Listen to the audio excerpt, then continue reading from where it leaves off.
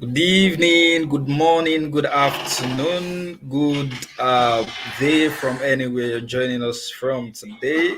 You're welcome, everyone. Welcome, welcome, welcome. Okay, we're going to be starting shortly in a few minutes. About 2, 3 minutes from now, we're going to be starting right away, right? Just bear with us. Go right to your timeline, go to your WhatsApp page, go to your Instagram, go to your Twitter, and invite your friend. We're going to be starting in the next 2 minutes. So just go right there and bring everyone in here. Thank you so much. We'll see you in 2 minutes' time.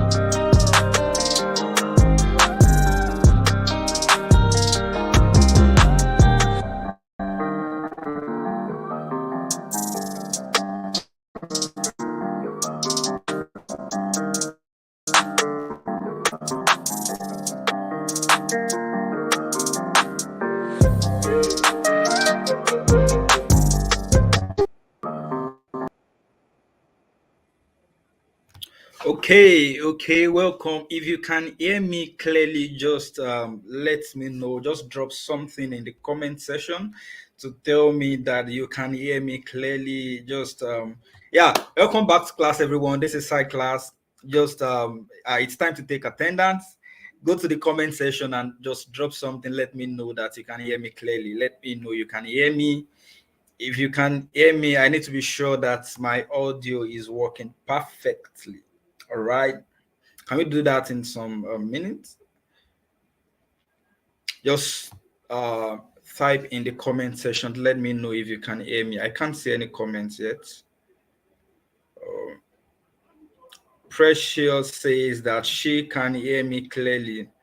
Thank you, Precious. Good evening. Welcome to class. Precious, please make sure to sit at the front. Don't sit at the back. You came so early. Thank you, Precious. Precious can hear me. Any other person? I need 2, 3 more persons to just tell me they can hear me so that we can shoot. Right.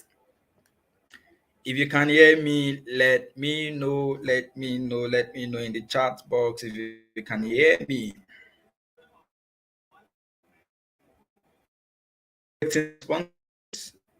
I have about 5 persons here watching right now. Okay, cool. Favor says she can hear me. To me, okay, good evening. I can hear you. You are audible. Okay, I think we are good to go. Right.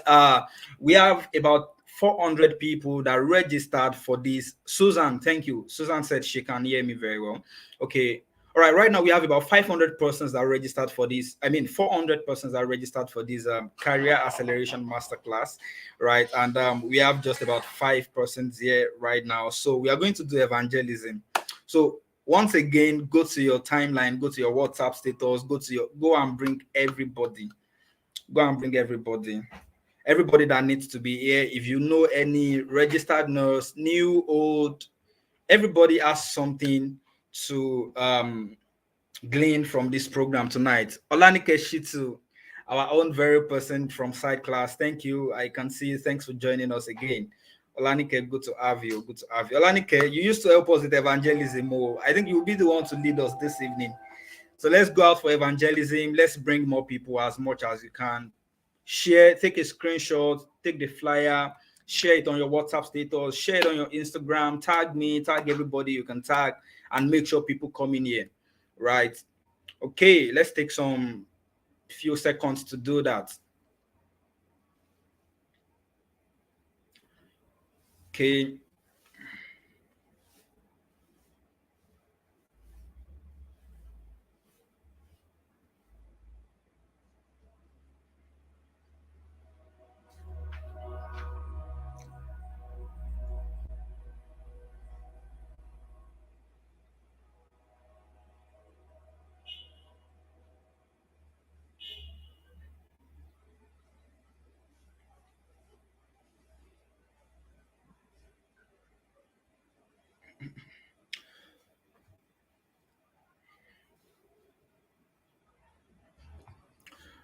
All right. Thank you, everyone. So we are starting now. Okay, we're starting now, and I still expect us to repost on our status. Okay, I can see some people doing that already. I can see some of the repost on my status already.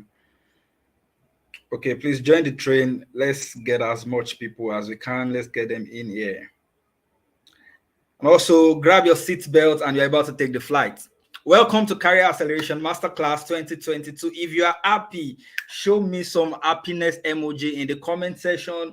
Let me know you are happy to be here. As for me and my family, sorry, I didn't bring my family here. But then, as for me and my family, we are happy to be here this evening, this morning, this afternoon, whatever the time of the day of your current location.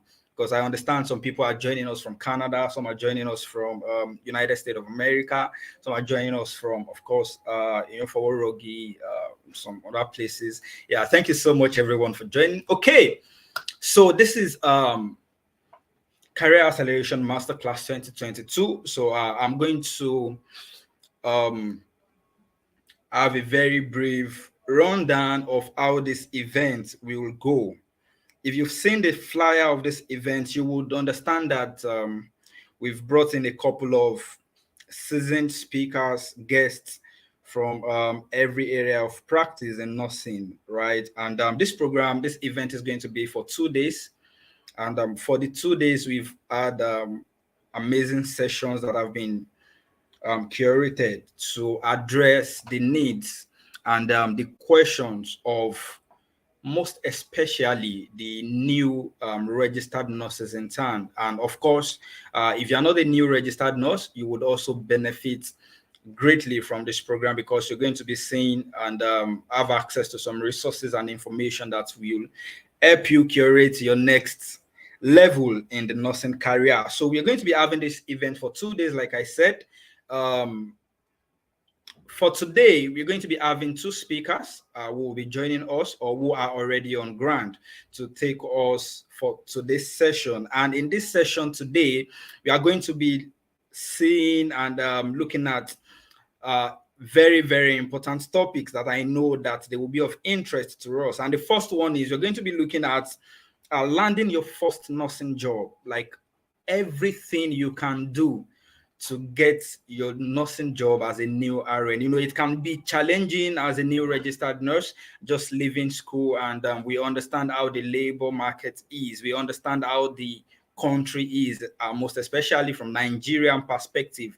We know that it's quite, difficult outside there to get to secure a good paying job. Yeah, there are a lot of jobs, but there are a few good paying jobs, right? So tonight, in the next few minutes, you're going to be seeing the exact steps, the things you need to do, the things you need to put in place to get that dream job, right? And of course, we're going to be considering how you can craft your CV to help you secure a slot in the interview and how to also win your interview sessions, right? And then the second speaker for today is going to be showing us different career pathways that you can take, that you can explore in the field of nursing profession as a new registered nurse. And of course, this session is going to be very, very beneficial to both new registered nurses and, of course, people that have been in the profession for a while, right?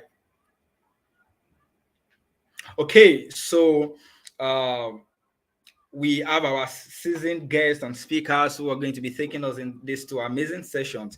And to take us in the first session is I, me, and myself, right? A lot of you know me, some of you doesn't know me. I am Oluwatobi Adewumi, and I'm going to be taking the first session of this career acceleration masterclass. I do not want to take our time, and I understand this is YouTube, which can be, of course, data consuming, right? So let's just dive right in.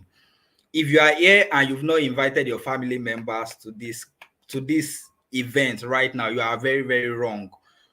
Take a screenshot, go to your Instagram, go to your WhatsApp, go and pepper everybody. Tell them that we've started Career Acceleration Masterclass. Every new registered nurses have to be here right now.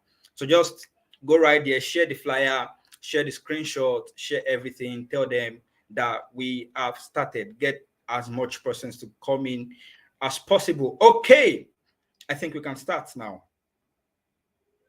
All right. Allow me to share my slides now.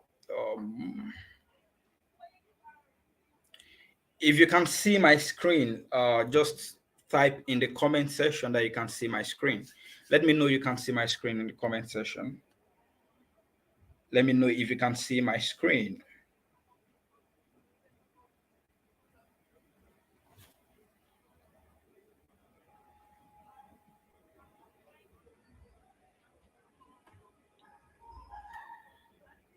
I want to be sure everybody is with me. I want to be sure everybody can see my screen. So if you can, okay, Adeni Grace says I can see it. So that means we are good to proceed. Okay, let's go. Let's fly, right? So tonight I'm going to be talking about the latest employability trends for registered nurses. Emmanuel Madaki, okay, thank you.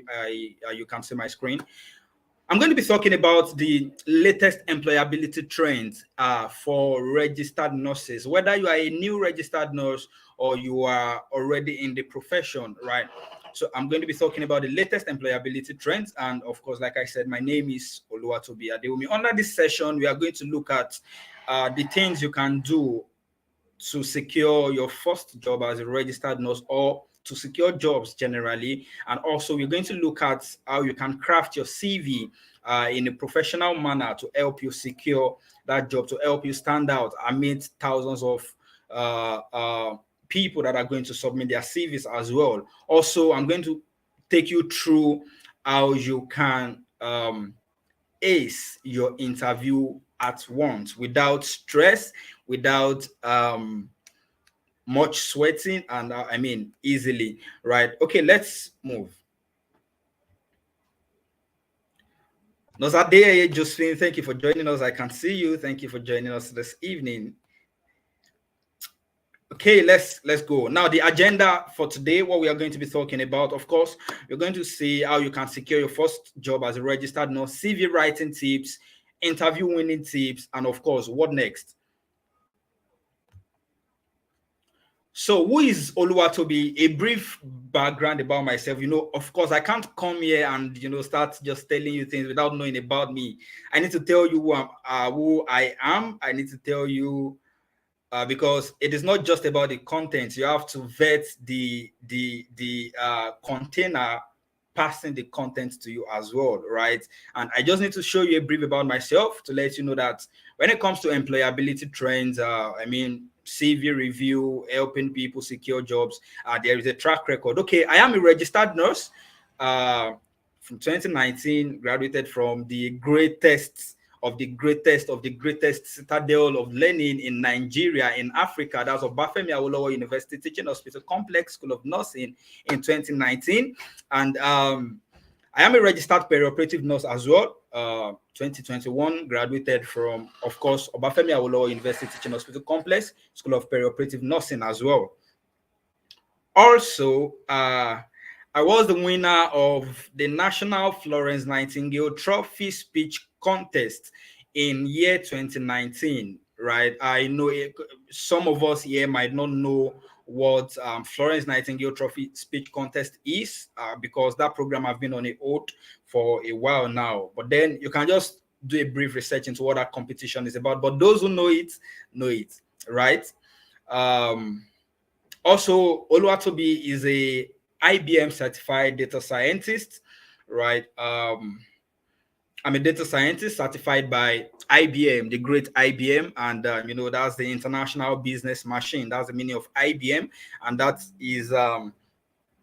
has formed that is my specialty when it comes to technology. I talk about nursing and technology. I talk about innovation and technology. So the aspect of technology that I deal with majorly is data science, artificial intelligence, and machine learning. Of course, I'm also a digital skills trainer and co-founder at CareCode Digital Health Hub. CareCode Digital Health Hub is a digital health startup in Nigeria and Africa that helps in training the contemporary 21st century healthcare professionals to build and equip them in acquiring digital skills, technological skills, innovation skills they need to survive in this digital revolution. So I am a digital skills trainer and a co-founder at CareCode Digital Health Hub. I'm also a CV review and employability skills trainer at Empower Nurses Consult. Within the last 6 months, I have reviewed close to 500 CVs and cover letters. Yeah, I have the figures. If you want to fact check, I can send you the statistics. I can send you evidences for that. I have reviewed close to 500 CVs in the past 6 months. And CVs, cover letters, personal statements, application letters, and of course, we've trained and prepared people for interviews, both nationally and internationally. All right. I'm also the host of Side Class. Side Class is the one hosting this event, and of course, I am the host of Side Class, putting up this program and the event as well. And I am the founder at Medimat Nigeria. Medimat is an online healthcare marketplace of healthcare product and services. If you are an healthcare entrepreneur and you have a product and service to sell, you can of course just go to medimat.ng, sign up, register your store, and upload your products. We handle the marketing for you, and of course we help you bring more and more clients to purchase your goods and services, right?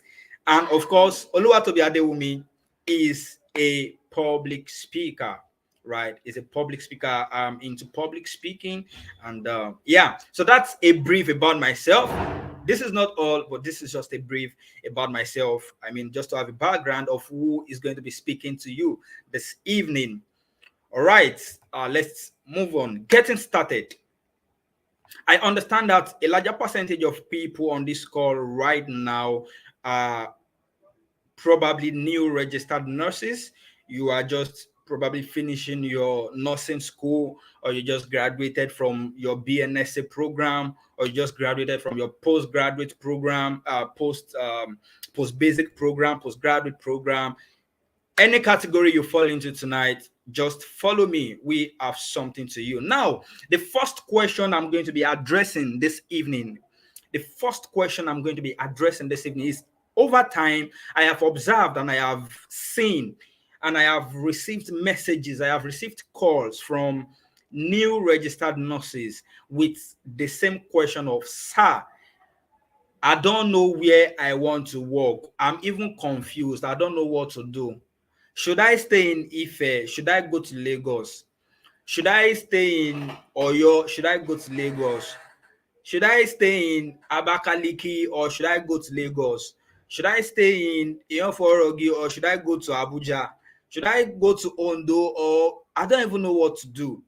Now, this is the first question we're going to be addressing this evening. How do you know where to work? How do you know where exactly to go? That is the first question I'm going to be addressing. And the number one thing you need to take note of, the number one thing you need to address when you are determining or when you want to ascertain where you should work is, what are your short and long-term goals? What are your short and long-term goals? Now, I need you to listen to me very well, right? Don't be distracted by the slides. Just leave the slides alone and listen to me very well. If you want to determine where to go, now see, destiny is location sensitive. The next level of your career is locked up in three things: in places, in events, and in people. Let me say that again. The next level of your career is locked up in three things: people, places, and events. So the people you meet, the places you go to, the events you attend are very critical to the next level of your career. Now, we are addressing the issue of places now, and that is the question of, where should I work? Where? And the first thing you need to ascertain is, what are your short and long-term goals? And in terms of short and long-term goals, I mean, is your goal gaining experience? Some of us leave nursing school and we are of opinion that, oh, I just want to work somewhere where I want to gain experience. Some of us have that spirit of nightingale. Like, we have that nightingale spirit in us that, no, I want to work. I'm the descendant of nightingale. Like, you want to work, you want to do all those therapeutic touch, you want to give subcute, you want to do all, they gave us some very nice theories in school, right? The angle 45 degree, when you want to give your injection, when you want to give your intradermal, you go 15 degrees. All those things look like, cool. Some of us are unable to practice these when we're in school, right? But now you are out of school and you feel like, let me sharpen my experience. That could be your goal. Your own goal might be to get money. Your own goal might not be, all this one does not concern me. I do not want to gain any. I just want money. I just want to get money. I want to get nursing money. That could be your own goal. Your own could be convenience. You could be a kind of person that, I don't want wahala, I don't want problem, I don't want stress. Nothing is stressful. I just need a place where I will go to work 9 a.m. I will come back 2 p.m. and everything will be all right. That could be your own goal. That could be your own short-term aspiration. You just want a place that is stress-free. You just want a place that will not stress you out, that will not even place any pressure on you. That could be your own goal. Now, these are the things you need to look into to determine where you want to go. Now, for example, if you are looking at convenience, like you want a very convenient place, your first thinking should not be Lagos. Don't even think about Lagos. If you are the kind of person that, I want to go to work 9 a.m. sharp, I will hand over, or I will take over 9 a.m. and I will hand over 2 p.m. sharp. Don't think of Lagos. Lagos should not. Yeah, there are jobs like that in Lagos, but Lagos should not even be your priority at all. Lagos should not be in your thinking. You shouldn't be thinking of Abuja,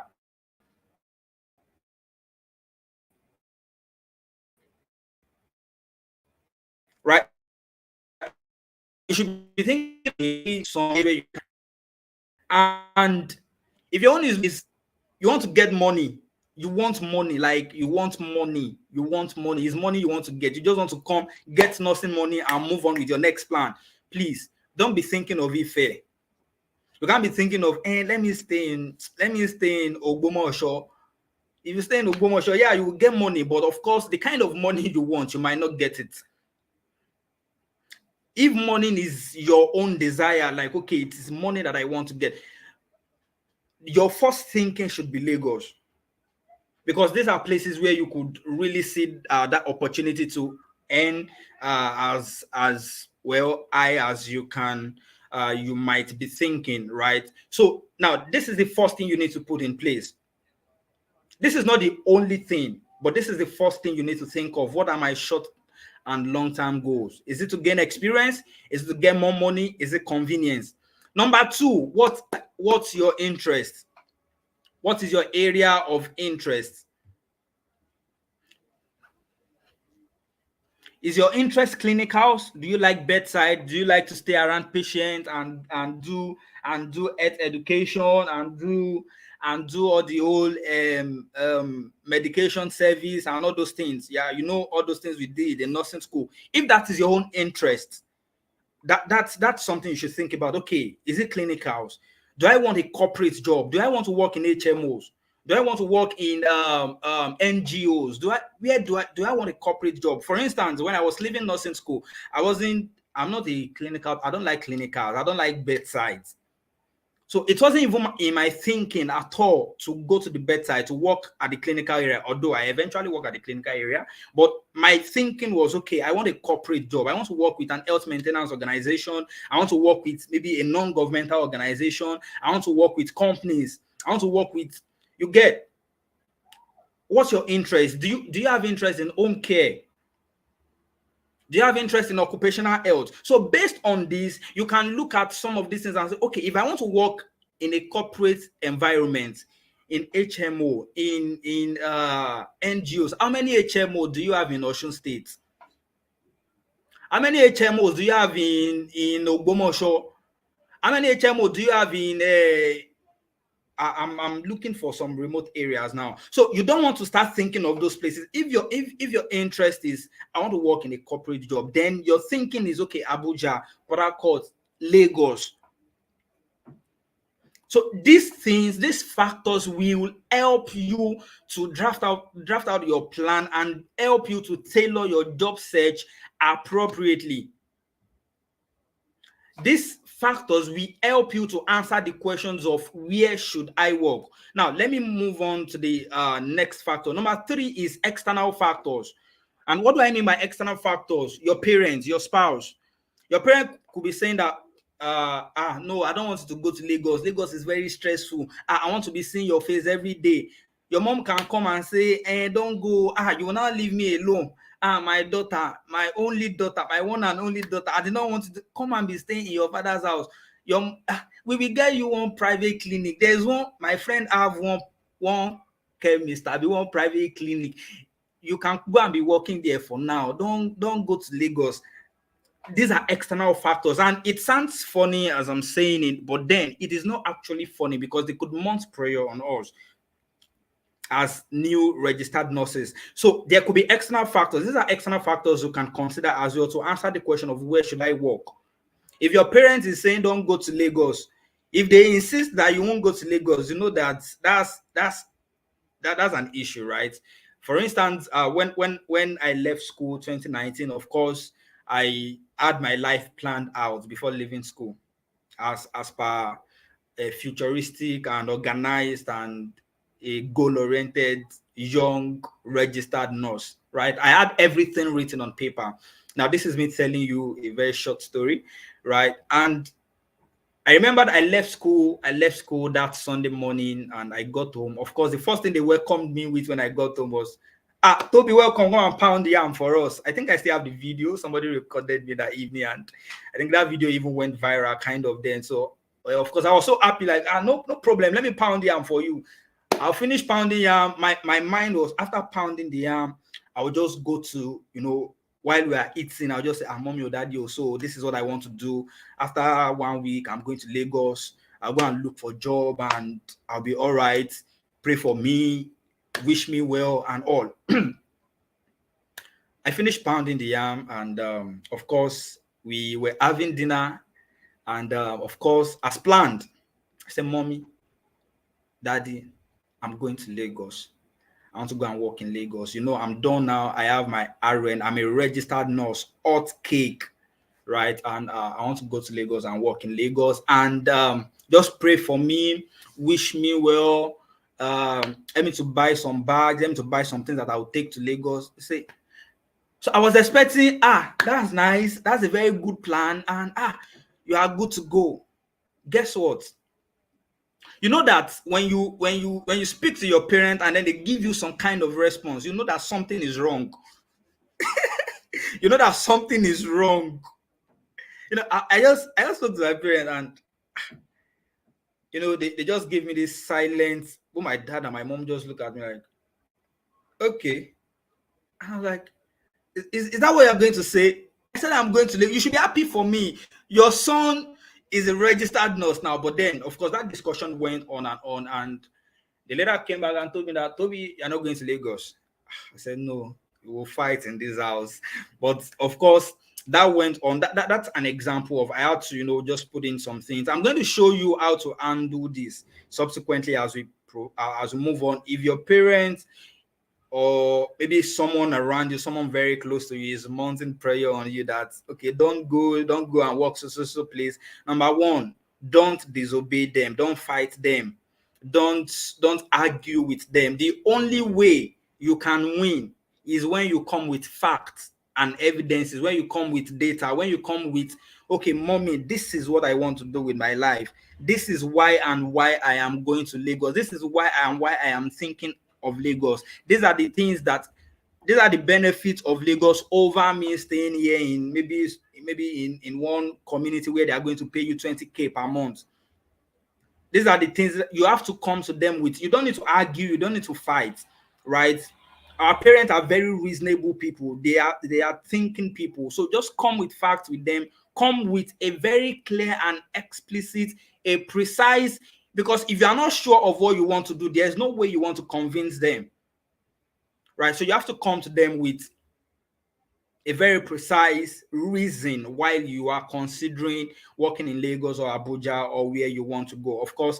And also another external factor that could help you, that could answer the question of where should I work is there's always this issue of for majorly for people that wants to come and work in Lagos, there's always this issue of no accommodation, right? Just few of us, a lot of us do not know people in Lagos. Like a lot of us that came from the trenches, we don't know plenty, we don't know people in Lagos. Even if we know, some of us, our parents will not allow us to stay with people. You understand some of these factors, right? Now, how do you address the challenge of no accommodation? Number one, if you are looking to work in Lagos, the number one thing you should ensure is make sure that you have someone or you have an accommodation in Lagos. Then you can think of coming to work in Lagos or other places you want to go and work, or probably the job you are applying to is going to make provisions for accommodation for you.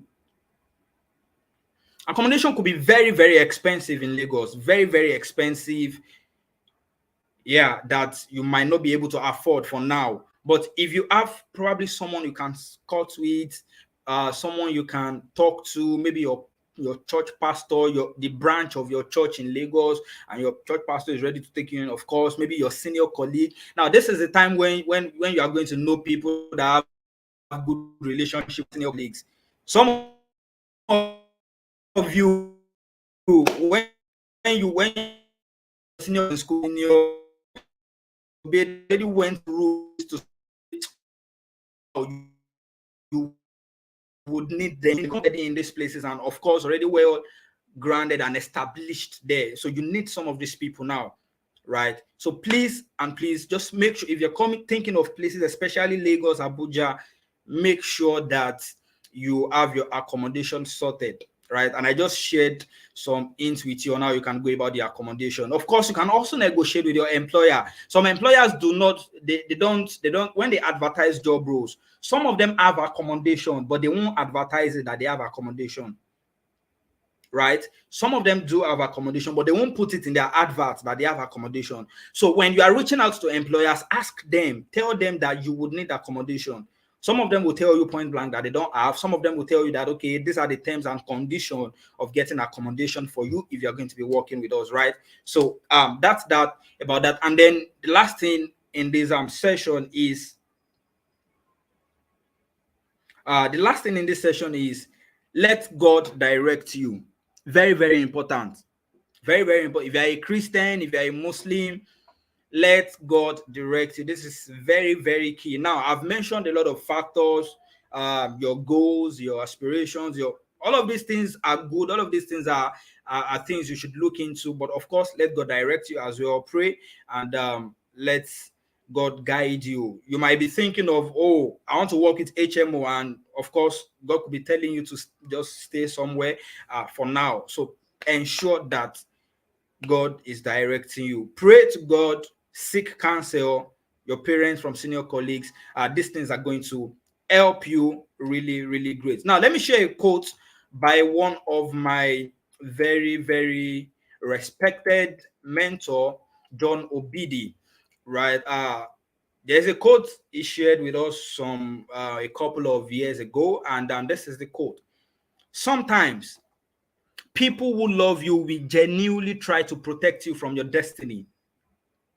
Appreciate their intent, but honor your path. Now, this will relate or will go well with the part where I talked about external influence, like your parents, your spouse, uh, any other person telling you to maybe stay in a particular place. Now, these people actually genuinely love you. Your parents love you. They want you to succeed. They want you to excel, right? People who love you will try to protect you from your destiny. If we are Bible people here, if you are a Christian here, and then you've read your Bible very well, there is this story in the Bible where, was it Peter now? Yeah, I think it was Peter. When Jesus was about to go to the cross, of course, it was Jesus was already getting close to the time to go to cross to die for our sins and all those things. And Peter came and said, Jesus, you cannot go anywhere. Oh, you cannot die. How will you die? You are my master. I love you. You cannot die, say. And well, it was the destiny of Jesus to actually die on the cross. But because Peter loved him so much, Jesus, my love, my master, my rabbi, you cannot go anywhere. That was from a pure motive. That was from a pure intent. I know now. But then, and I know that a lot of us are going to go through this challenge of external factors, external pressure. Appreciate their intent, but honor your part. How do you appreciate their intent and honor your part? It is by coming with a very precise, well documented plans, strategies, the things you want to do with your life. Present it to them, let them see your reasons, right? These things are very, very key, and they will be instrumental to your next level, right? If you are enjoying this session, let me know right now in the comment section. Let me know if you are enjoying this session. Let me know. We are moving to the next thing I want to talk about now. Just let me know in the comment section if you are following me and if you are enjoying this session. Thank you, thank you, thank you. All right, all right, all right.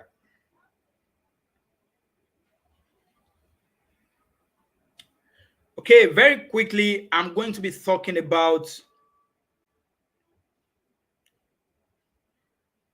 very quickly. Okay, very Damilare says I'm very insightful. Thank you. All right, now let's move very fast into the next thing I want to talk about. And especially new registered nurses, please take note of this.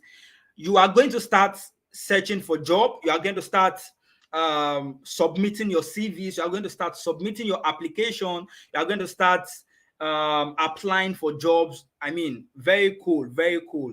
Now, I'm going to talk about how to craft a very good and professional CV. very good and very professional CV. I'm going to be talking about that right now. So please follow me. Oh, Grace, good to see you again, Grace Ayemowa. Good to see you. Thank you for joining us.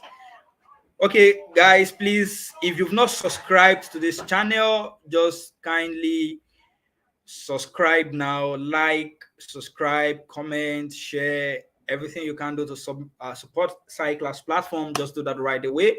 Go to the subscribe section, click on the subscribe, and we good.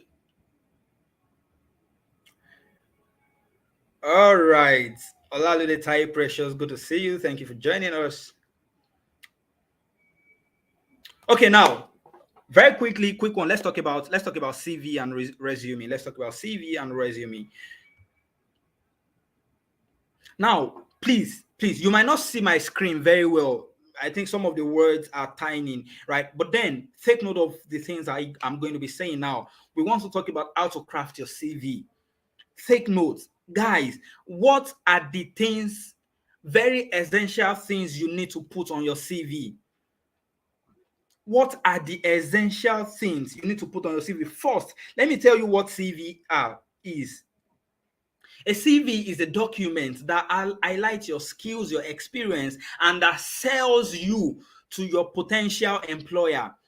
The CV is the document, is your own personal branding as a professional that sells you to your potential employer.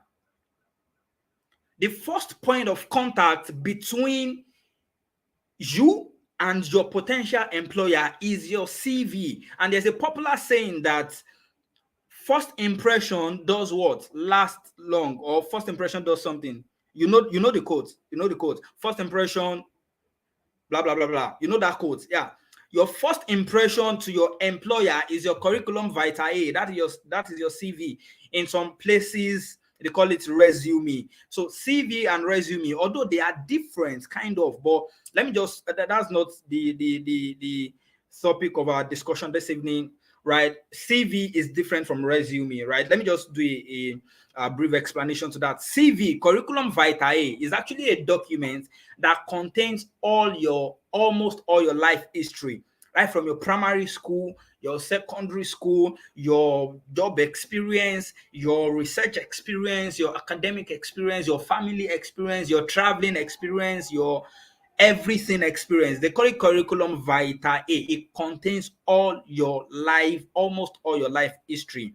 That is what CV is. Resume, on the other hand, is a document that contains some certain things that are essential in job application.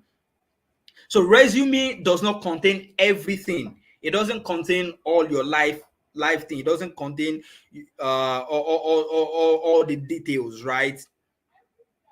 But it contains some very essential things that are needed, that are essential, that are critical to you, to helping you securing a job with an organization. So that is what CV is. That is what resume is. So majorly, as a new registered, what you are going to be creating or what you will be submitting for your job offer, for your employment, is your resume, not CV. But I didn't want to confuse us. That's why I put CV, but it is actually resume. But most people call it CV. Even some of the employers will tell you to submit your CV. So let's use what we all know, CV. Now, what are the things you should put on your CV? Number one is your bio data. Now, when I say bio data, number one thing in your bio data you should put is your name. Your name. And when you are writing your name, start with your first name. Your first name is your own name, that your daddy and your mommy gave to you when they were doing your naming ceremony. Your name, your first name. By now, I expect that as professionals, we know the difference between first name, middle name, or other names, and your last name. So your first name is your own name, followed by your middle name, and then followed by the last name. Your last name is your surname. And it is called last name because it is supposed to come last when you are mentioning your names. That is why they call it last name. It is supposed to come last. and that is your surname, of course, right? And the middle name, it is supposed to be in the middle. That's why they call it middle name. It is supposed to be in the middle, in between your first name and your last name. That's why they call it the middle name. And of course, your first name, as I have explained before. So when writing your name on your CV, start with your first name, your middle name, and your last name. Like if I'm going to write my name on the CV, my first name is Oluwatobi. That is my name. My middle name is Theophilus, and my last name and my surname is Adewumi. So I'm going to write Oluwatobi Theophilus Adewumi. I hope we're getting that. Now, the second thing you want to put on your CV is your address. Now, let me give you a hint here. If you are looking for a job, if you are looking to submit your CV to organizations or hospitals or institutions in Lagos, look for someone you know in Lagos that you can write their address. There is a lower chances that if you put the address of your village, maybe you are looking for a job in Lagos and then you went and wrote on your CV number 2 or number 7, Kokumo Street, Eyonforogi, Alagbado, Ile-Ife. I'm sorry for using Ile-Ife. I'm from that side, so that's why I'm using Ile-Ife. So apologies to Ife people, right? If you put that on your CV, now I'm not saying that you wouldn't get job with that, but of course it might reduce your chances of getting selected for interviews. So what should you do? Look for a senior colleague, look for a family member, look for a relative, maybe in Lagos or where you are submitting that CV to. Ask for their address. Let that Lagos or let that Abuja, let it reflect on your CV so that it will help your employer to, okay, this person is in the same location with us, and then we can bring them in for interview. So take note of that when you are stating your address. And yeah, that's cool. And then the next thing you want to put is your phone number. Put your phone number, and then the next thing is your email address. Now, listen very well. Listen very well. I know some of us are just leaving school, of course. If you want to put email address on your CV, don't put email address like lizziebaby22 at gmail.com. That's even if you are yourself, if you are the employer and you see lizziebaby22 on someone's CV, will you employ the person? You say, what's this? We are talking of professionalism. Nursing is very key. Nursing is very keen on professionalism. Some organizations are very, very keen on professionalism, right? You don't want to put emails that would allow your employers to just like discard you and trash you at the first instance. So if you are here and your email is looking like to go username, if you I don't know if you know to go, some of you should be able to remember to go. If your email is looking like a to go username, please, the first thing you should do immediately you leave this meeting is go and create a new professional email. What does a professional email look like? If your name is Oluwatobi Adewumi, create an email with oluwatobiadewumi@gmail.com. If that is not available, add the number to it. You can put Oluwatobi Adewumi 01, Oluwatobi Adewumi 70, Oluwatobi Adewumi 081. Put it there at gmail.com. Right? So if you are here and your email is looking like a to go or one Instagram or Twitter username, please change it tonight. Grab a very, very professional email address, right? And I know we know how to do that. Now, the next thing you want to put on your CV is a professional summary. Now, I told you in the past 6 months, I have reviewed and I have crafted close to 500 CVs for both national and international job applications. And in some of the CVs that I review, some people send their old CV to me. And then when I look at their professional summary, what I see there is they write something like, I'm looking for a very, very common example. Some people will put, I'm Kinikon, I am so, I am 6 foot tall and this and this and that. And I want to work with an organization where a well-paying organization, and I am looking forward to. No, that is not what should be in your professional summary. That is a total write-off for employers. So what should your professional summary look like? In your professional summary, what you want to have is a summary of your professional skills and expertise, a summary of your expertise, a summary of your professionalism. That is what you want to have in your professional summary, right? So you can have something like, I am a compassionate registered nurse with progressive career history in direct patient care, expert in all aspects of patient care with success in working with multidisciplinary teams to create care plans focused on helping patients to recover from medical or surgical procedure and managing complex clinical disorders. That is a professional summary. It is highlighting a summary of your competence, of your core competence and skills, right? That is what your professional summary should look like. The next thing you want to have on your CV is your skills.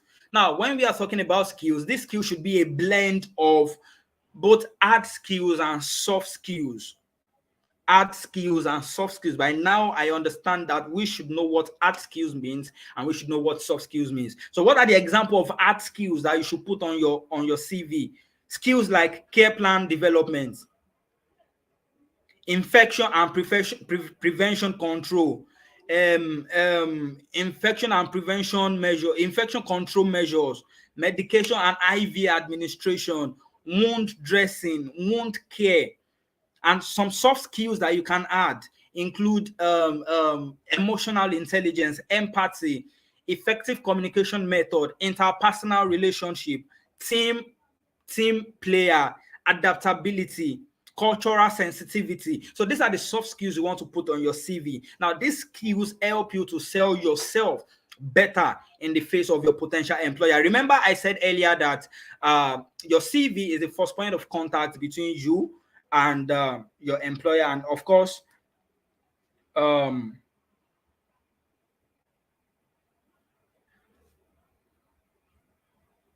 and of course, yeah, it sells you, it helps to sales you in the face of your employer, and first impression lasts longer.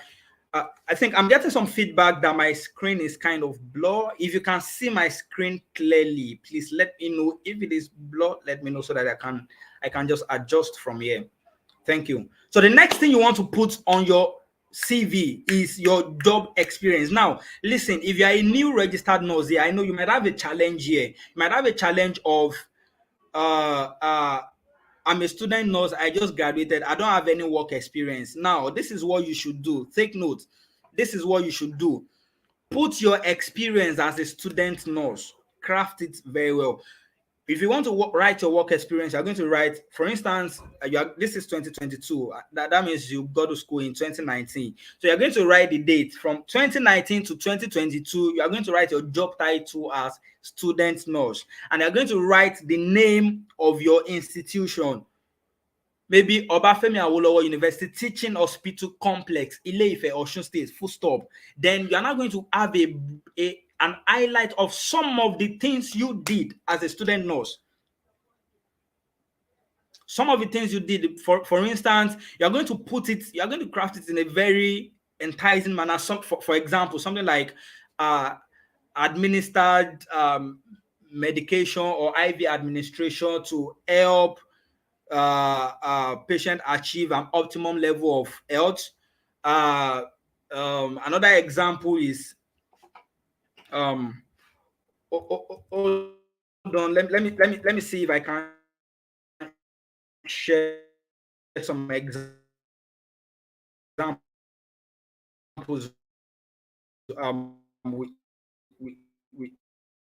with you. Student nurse, and if in the course of your education you've volunteered maybe in one community outreach, in one community program, in one event somewhere, you can put these things as well. If you volunteered in your church for the health outreach in your church, it is something you can add to your work experience. If you've offered home care services to someone somewhere sometimes ago during your course of study as a student nurse, you can also add this to your job experience, right? So these are the things you want to put in your job experience as a registered as a new registered nurse. Okay, the next thing you want to add is your educational history. Of course, you're going to tell us the school you graduated from, and okay, I think it's the font. Someone says my screen is blur, kind of. I think it's my font. The font is quite tiny. Uh, if you are having the same challenge, just let me know so that I can adjust. See how to adjust that. Right. Just bear with me. All right. So the next thing you want to put on your CV is your educational history. Right. Your educational history, the name of your school, the year you graduated, and the location of your school. Very important. And the next thing you want to put is your interest. And then when you are writing your interest, okay, I think I'm still going to get to that anyways. So just put your interest. Example of interest are maybe you are interested in maybe an area you would like to specialize in, maybe obstetrics and gynecology, nursing informatics, advanced clinical nursing practice, nursing education and research. Now, for this interest part, I'm going to advise you that when you want to put your interest, get a brief of the hospital or of the organization you want to submit the CV to and see the kind of services they offer. If you are submitting your CV to an orthopedic hospital, in your interest, you can put orthopedic nursing. So they will know that, okay, this person have interest in orthopedic nursing. We can invite this person for interview. Since the person have interest in this, I think she'll be a good fit for the job. Are you picking the ins now, right? So research the institution you want to send your CV to and make sure to tailor your interest towards the kind of services they offer. Now, let me quickly chip this in. Your CV is going to be updated from time to time. It is not a CV is not a document of one size fits it all. So don't have the idea that once I create one CV, I can always use it and use it. You must always edit it and tailor it towards the job you are applying for. I hope that is clear. So I just remembered that now. And of course, you want to add extra certifications. This is 8 p.m. The next speaker is on ground, and I'm going to be bringing her up shortly. So let me just round off with this session. Right now, the next thing you want to add to your CV is, of course, if you have extra certifications like basic life support, advanced cardiac life support, ICP, that's infection control and prevention, COVID-19, blah blah blah certificate, all those online courses you did, you can also add it to your CV as an extra certification. And if you don't have any, if you do not have any right now,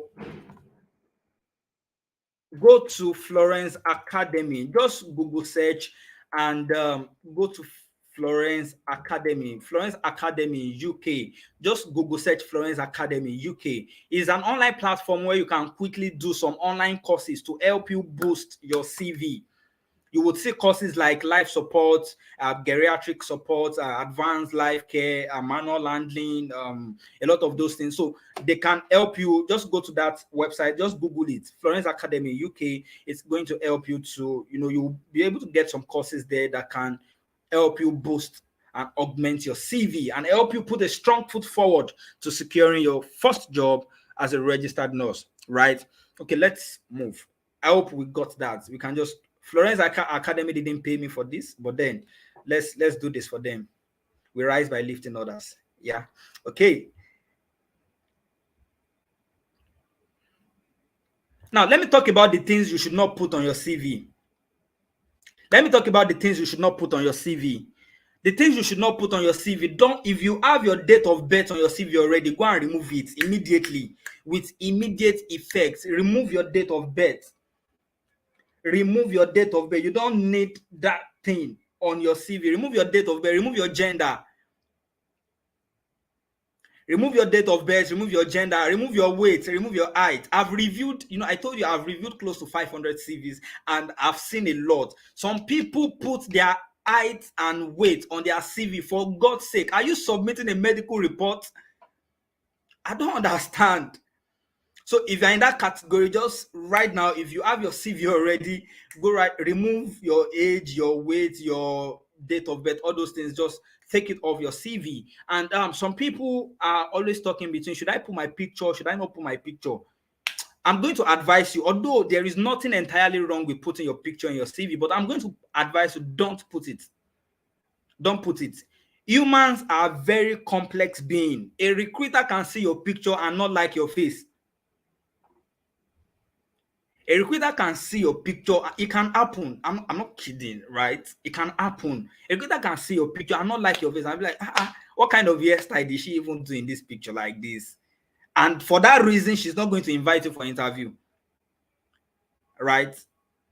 So it is always good to be, of course, and a recruiter can see your picture and like your face too. Well, if you have a fine face and you want to, you can put your picture. But then, to be on the safer side, right? Humans are very complex. Biases can set in. Some other things can come up, and then due to some things, they might just not call you for interview because of some things you've included. So please remove your pictures from your CV, just an advice. And then the last thing is your referee. Don't put your referee's number. If you want to put referee, some of us are fond of something. Some of you know some of you know the Commissioner of Health, Lagos State. So you now want to write it there so that they will know that I know Commissioner, or I know the HOD nursing department of somewhere, or they will know that I know this person. You now put it under your referee. It is not ideal. It is not ideal, because if you are writing your referee, you are putting their contact, you are exposing them. You don't know where your CV will get to. You don't know where your CV will go to. Somebody can pick up that number and do a lot of things with it. You know the kind of world we are living in now. So when you want to write a referee, it is advisable put available on request. So any employer that needs the contact details of your referee will contact you for that. I have 5 minutes more to bring the next speaker on board. But then let's quickly run through interview winning tips. Interview.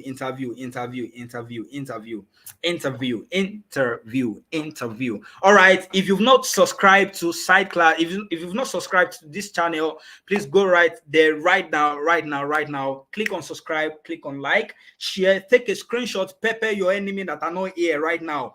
Go to your Instagram, go to your WhatsApp, go everywhere, go and pepper everybody that you are gaining value and you are learning seriously from Side Class, from the Career Acceleration Masterclass 2022. Let everybody know what we are doing here. Let everybody know what's going on. Let everybody know that you're gaining value and you are learning something, right? Now, let's talk about interview. In the next 5 minutes, are we done? I pray for grace of self-control to be able to be done in 5 minutes. Sorry. I like to take a sip of water.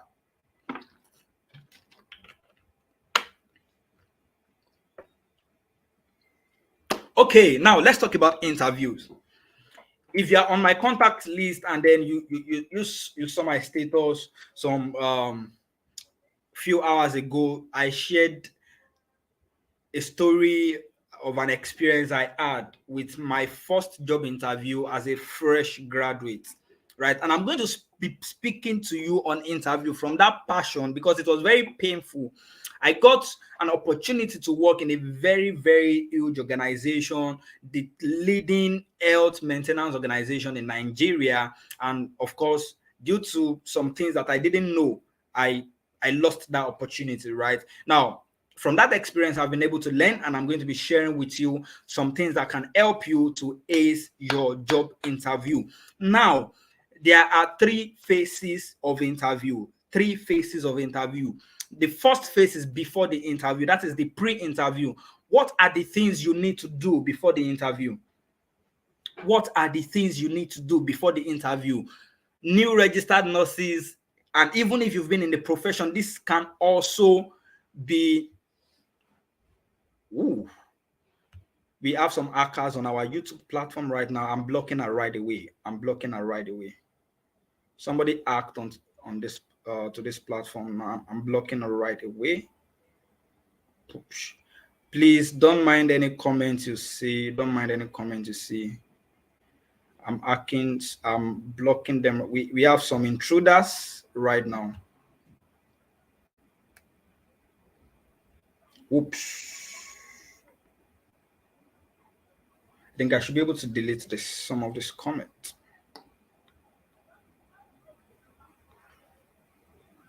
Sorry, a minute, please. Trying to.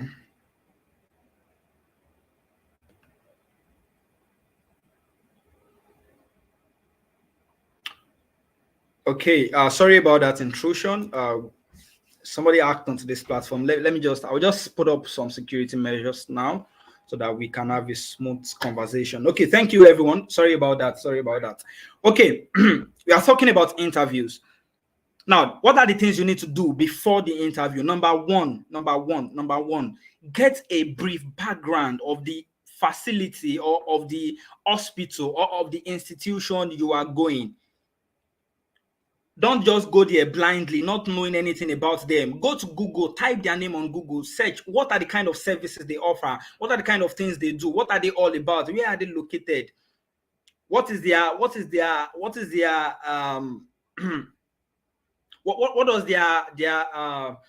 appearance look like on the internet, right?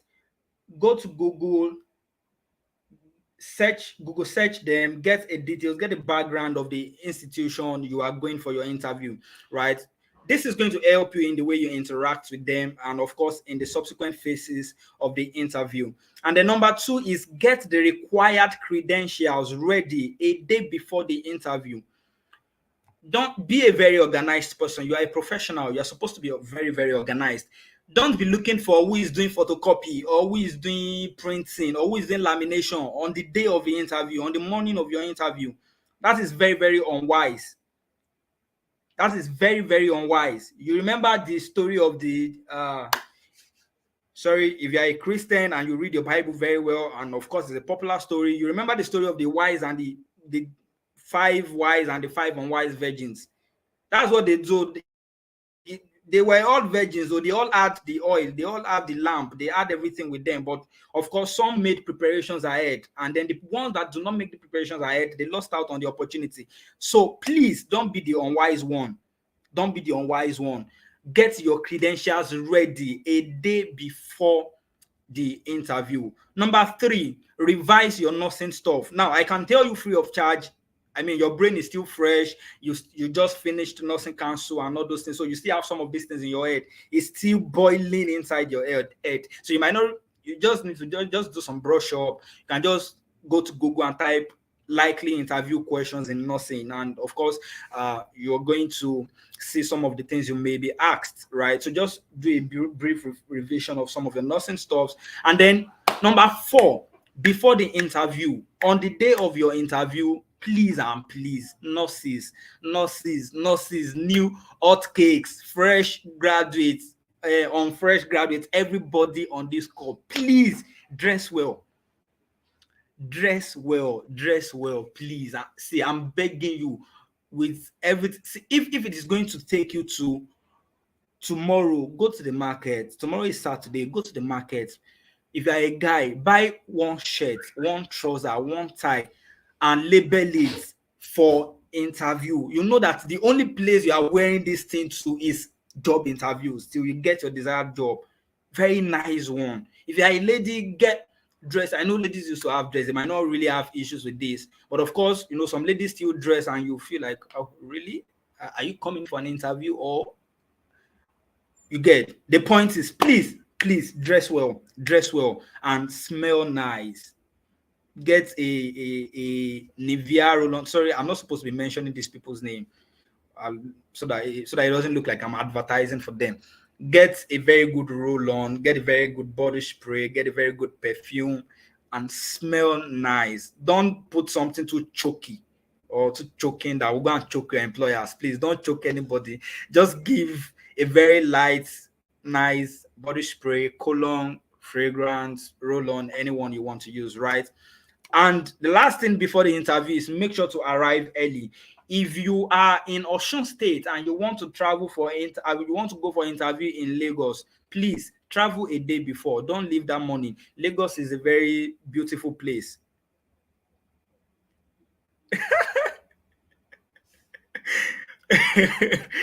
Okay, they said for interview, label it.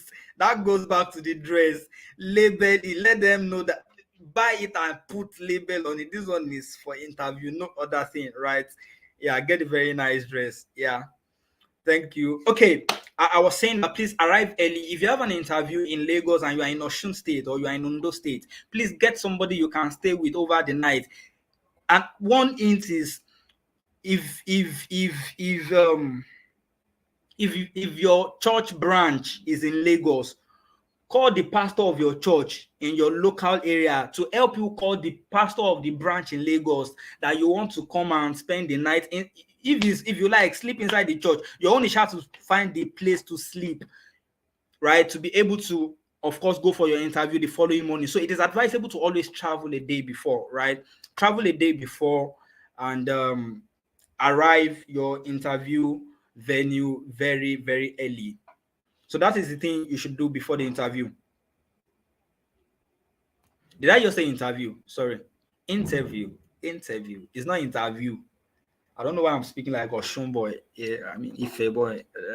It's interview. Interview. All right, thank you. Okay, now what should you do during the interview? Number one thing, please take note but then take note. The first thing is during the interview, what you should do not sit until you are offered a seat. Do not sit until you are offered a seat. Do not sit until you are asked to sit. Take note of that. Number two, keep your phone on silent or vibration mode. Number three, when the interviewer or the panel or the HR manager or the person conducting the interview is speaking, do not interrupt the person. Do not interrupt the person. Do not interrupt. Even if you have something to say, allow the person to finish talking before you before you before you uh before you come in or before you talk. So do not interrupt the interviewer. Do not interrupt at any point. Take note of that. And the next thing is take your time. Don't be in a hurry to quickly finish your point, to quickly say what you want to say. Take your time, relax, be very cool and calm, and of course, wear a smile. Even if you are not happy with them, they might have delayed you. They might not be smiling with you, but then, of course, wear a smile. Fake, even if it's a fake one, fake it till you make it, right? That's a very serious quote, but then I think it fits into this situation. Fake it till you make it, right? Wear a smile, even when they are not happy with you. Just make sure you're wearing a smile, and please be very, very confident. Now, I must emphasize this: be very, very, very, very confident. Now, the people you are that will be on the panel are people like you. They are humans like you. They might be frowning at you. Let that frowning be an inspiration to you. Inside your mind, be like, you cannot frown at me. Sure, you want to be whining me. You cannot be whining me. Carry that thing and put it in your mind that sure you are whining me, right? So build confidence, have the confidence, appear confidently, your shoulders up. Don't slouch when you are sitting. Don't look like someone that is, I don't know. I don't even know what to describe. But then the point is, be very, very confident. You are, of course, going to be speaking with humans like you, right? Be very confident. That's very, very key. Very, very key. So these are the things you should do during the interview. Now, this is the last slide, I think. Yeah, this should be the last thing I'm going to be talking about. There's a very popular question that is being asked in interviews, and it is from this question that you would know. It is from this question that some employers would know if they are going to employ you or not. It is from this question the employers would know if they would employ you or not. Okay, in a minute, as I round up, I'm going to just welcome our next speaker, the person of Inem. Inem, good evening. Can you see me? Can you hear me? Let me know if you can hear me, Inem. Yeah, I can see you and I can hear you. Well, Thank you so much. But I can hear you. Oh, I think that my video should come back on. Thank you so much for joining. I'm sorry. I'm already eating into your time. I'm so sorry. Apologies. Apologies. I'm rounding up in the next 5 minutes. I will be done with my session, and then I will bring you up. Yeah. Thank you. Thank you for joining us, Inem. Okay. All right. Let's finish these interviews. Now, I said that there is one question you would always be asked, and A lot of recruiters are going to determine whether they will give you the job or not from this very first question. From this very first question. So, what is that question? It is the question of tell us about yourself. Tell us about yourself. Now, this is the key to answering this question. The formula is IEA. IEA. I'm going to tell you what IEA means. IEA, that is the formula to answering that question. Put that at the back of your mind. The IEA is introduce your experience and your aspiration. Now, I've had experience. I've gone for job interviews where they asked, they asked me, okay, tell us about yourself, and that was my first interview. Of course, they tell us about yourself, and I went on, and I was saying irrelevant things. I am 5 foot tall. I am from Osun State. I am from Ife. I am from this. I went to school. I am single. I studied nursing. I was saying all sort of things, all sort of I am, and right there they didn't even proceed with the interview. They just told me, "Sorry, you are not fit for this job. You are not." They just, of course, embarrassed me. I was disappointed with myself, and they didn't even bother to continue with the interview. So they just told me, "Please, we won't be able to continue the interview with you. Just pack your things and go." Why? From the very first question of tell us about yourself, right? So how are you supposed to introduce yourself? You don't have plenty, you have only 1 minute to introduce yourself. Now, this is not to rush you, but then ideally you have less than 2 minutes to introduce yourself. Less than 2 minutes, right? So what are you supposed to say when you have to introduce yourself? The formula, like I said, is IEA. And what is I? Introduce. Simple. I am Oluwatobi Theophilus Adewumi, and I am a registered nurse. If you have a specialty, you can say, I am Oluwatobi Theophilus Adewumi, and I am a registered nurse and a registered perioperative nurse in Nigeria. You are done with the introduction. Nobody cares about the village you are coming from. Nobody cares about how many siblings you have. Nobody cares about how many cars your dad has. Nobody cares about those things. And recruiters and HR man, they don't even have time. They don't have all the time at their disposal for you to start telling them all those stories. So just eat it on the head. Go straight to the point, right? So, like I said, introduce. I am, okay, the employer asks, tell us about yourself. I am Oluwatobi Theophilus Adewumi. I am a registered nurse and a registered perioperative nurse in Nigeria.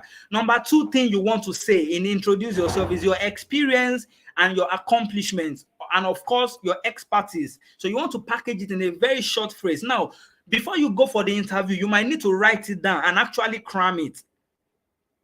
Yeah, you might need to write it down and actually cram it, right? So now, an example of experience is, if I am to introduce myself after saying my name and my profession, I'm going to say, the next thing I want to say is, in the past 24 months, I have worked across various units ranging from medical, surgical, and gynecological units to offer care to patients from diverse culture, tribe, age range, and gender.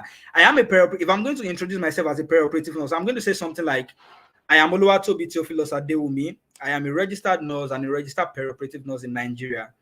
In the past 12 months, I have scrubbed for close to 90 surgeries from different specialties, ranging from general surgery, orthopedic surgery, neurological surgery, cardiothoracic surgery, laparoscopic surgery, advanced minimally invasive surgery, and other surgeries that I might not be able to mention now.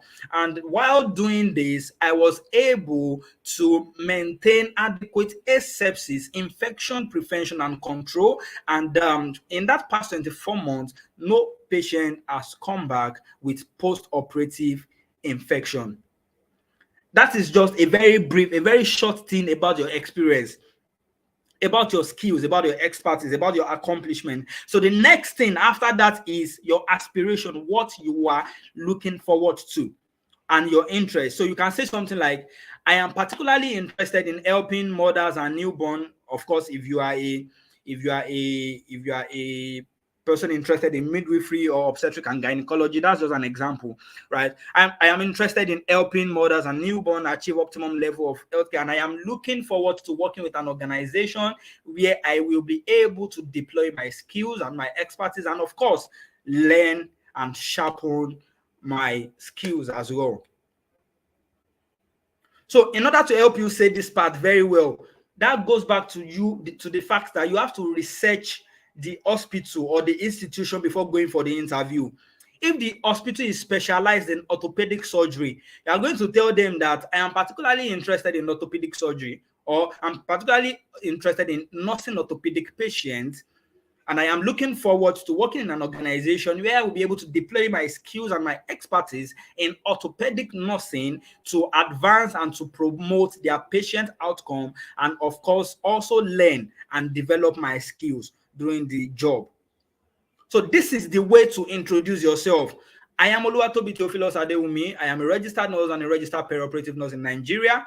In the past 24 weeks or in the past 12 months, I have been able to participate in close to 90 surgeries from different specialties like general surgeries, laparoscopic surgeries, advanced minimally invasive surgeries, obstetrics and gynecological surgeries, cardiothoracic surgeries, and I have been able to facilitate the surgery to ensure that there is no post-operative infection. And currently, I am particularly interested in working with an organization, or I'm particularly interested in perioperative nursing care, and I am looking forward to working in an organization or an institution where I will be able to deploy my skills, my expertise, my competence in promoting the patient or the client's outcome, and of course, getting more experience and learning on the job. Simple. You've introduced yourself. That's everything they want to hear. Every other question they want to ask is even now going to come from these things you've said,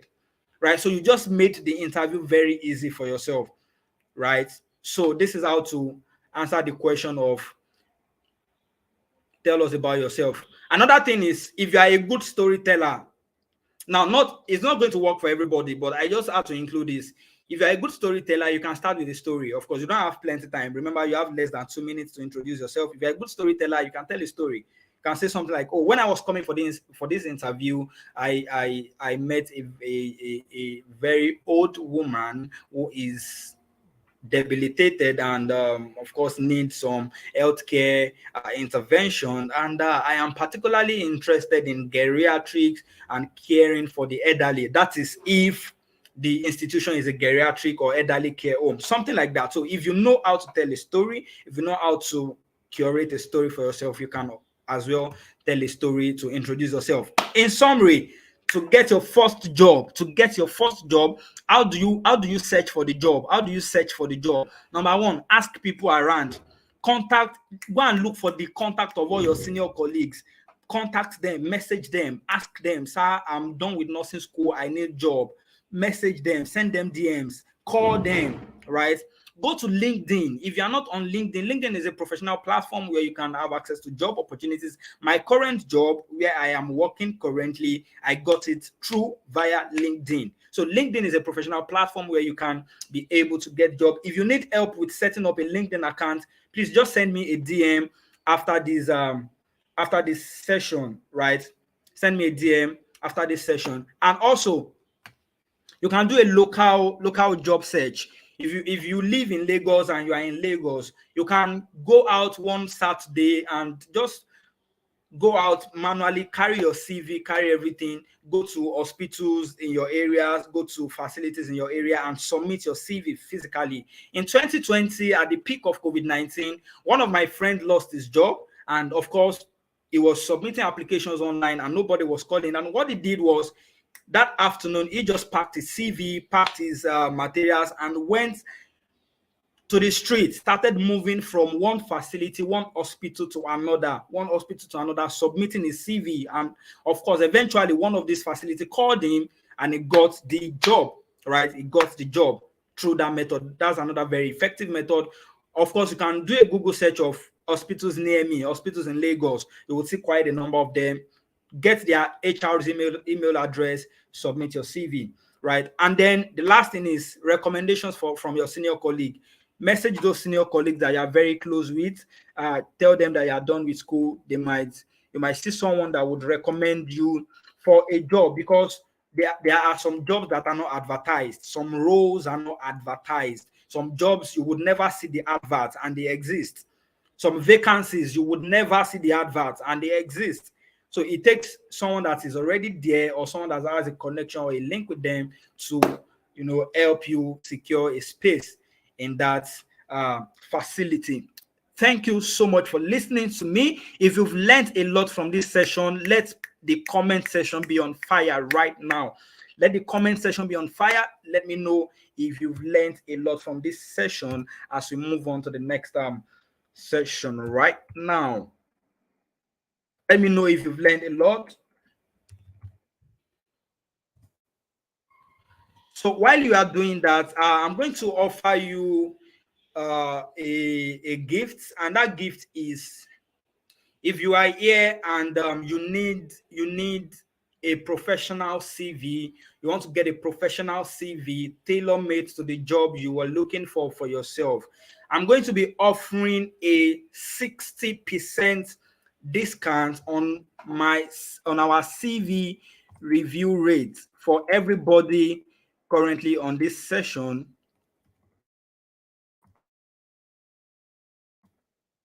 I'm going to be offering a 60% discount, 60% discount on our CV review rate. So if you need a professional CV to start applying for your jobs, please send a DM to this number you can see on the screen. For the CV review discount, take that number down, send a DM to the number, and then you are going to get the details. So we are going to be offering a 60% CV review discount for everybody on this call if you are interested in one. So please send the DM, and the offers last for just 48 hours.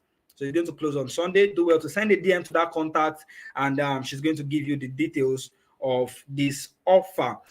So thank you so much, everyone. Thank you for staying with us in this session. And right away, we are just going to catch a 60 seconds break, and then we bring on the next speaker. Please, this session we are going into right now, it is very, very important, very, very key. We are going to be exploring the opportunities beyond bedside, where you can work as a registered. Some of you do not like bedside, some of you do not want to work in the bedside. So we are going to see a comprehensive list of places you can work as a registered nurse apart from the clinical areas, and of course how to probably get access to this area. So please stay on the call, catch a very brief 60 seconds break, drink water, drink juice, ease yourself, and in 60 seconds we'll be back. Thank you.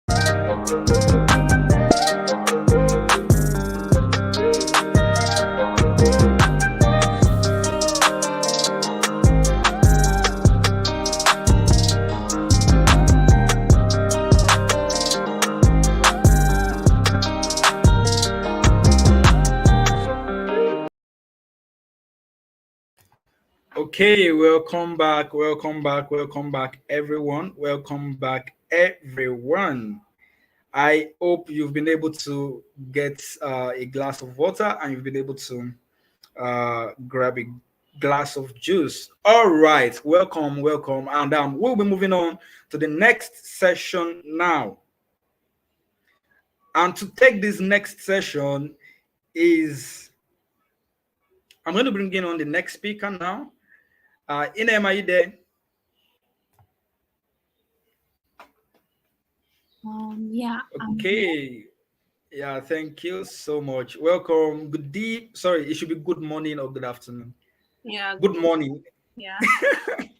How are you doing today? Thanks for joining us once again. We're so glad to have you the last time. And of course, you gave us so much value. You give us so much insight. You inspired us a lot. And we're like, oh, we need to bring you on this program. And thank you for heeding our call and being with us once again this evening. Yeah, thank you so much. Okay, briefly, I'm going to read the profile of Inem shortly, and then she take it up from there. Inem, who loves to be called in Nemesis Etuk, who loves to be called Inem, is a Nigerian born and bred registered nurse. She attended Afe Babalola University at Ekiti, where she obtained a BSc degree and RN certificate.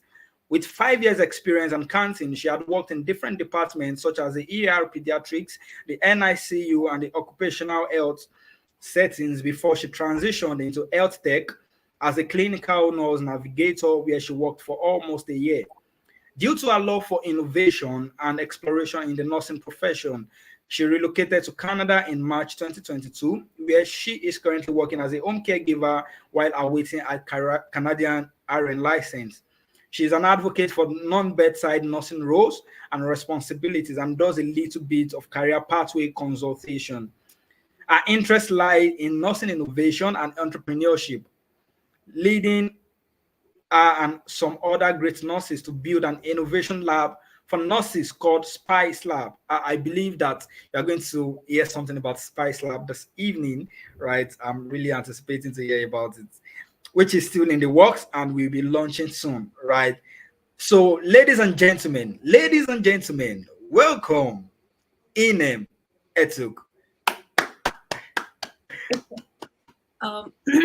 I just want to apologize in advance. Like, the winter has like really gotten me, so I've been dealing with like cold for like 2 weeks Wow. as well. Yeah, my sore throat just left, so I think we are lucky. Can you hear me? Yeah, clearly, clearly. Okay. Thank you. And I believe I'll be talking about exploring careers, other nursing careers outside the bedside. And no need to, talk about myself anymore. And because of time, I will just jump into the stuff, right? I don't have a presentation, so if you have a pen and a paper, you can just write things down. And you have any questions, you can actually like ask me, and I'll answer. I can go ahead, right? I can go ahead, right? Yes, yes, please. You can. Okay. Okay. So the first thing I want to talk about, before you talk about transitioning out of the bedside or leaving the bedside, I think the very first thing you need to do is to recognize what season and economy we are in right now. That would also guide you on where you're supposed to go to. Granted, there are like a lot of pathways. People tell you that, oh, what's your passion? What do you like? What do you not like?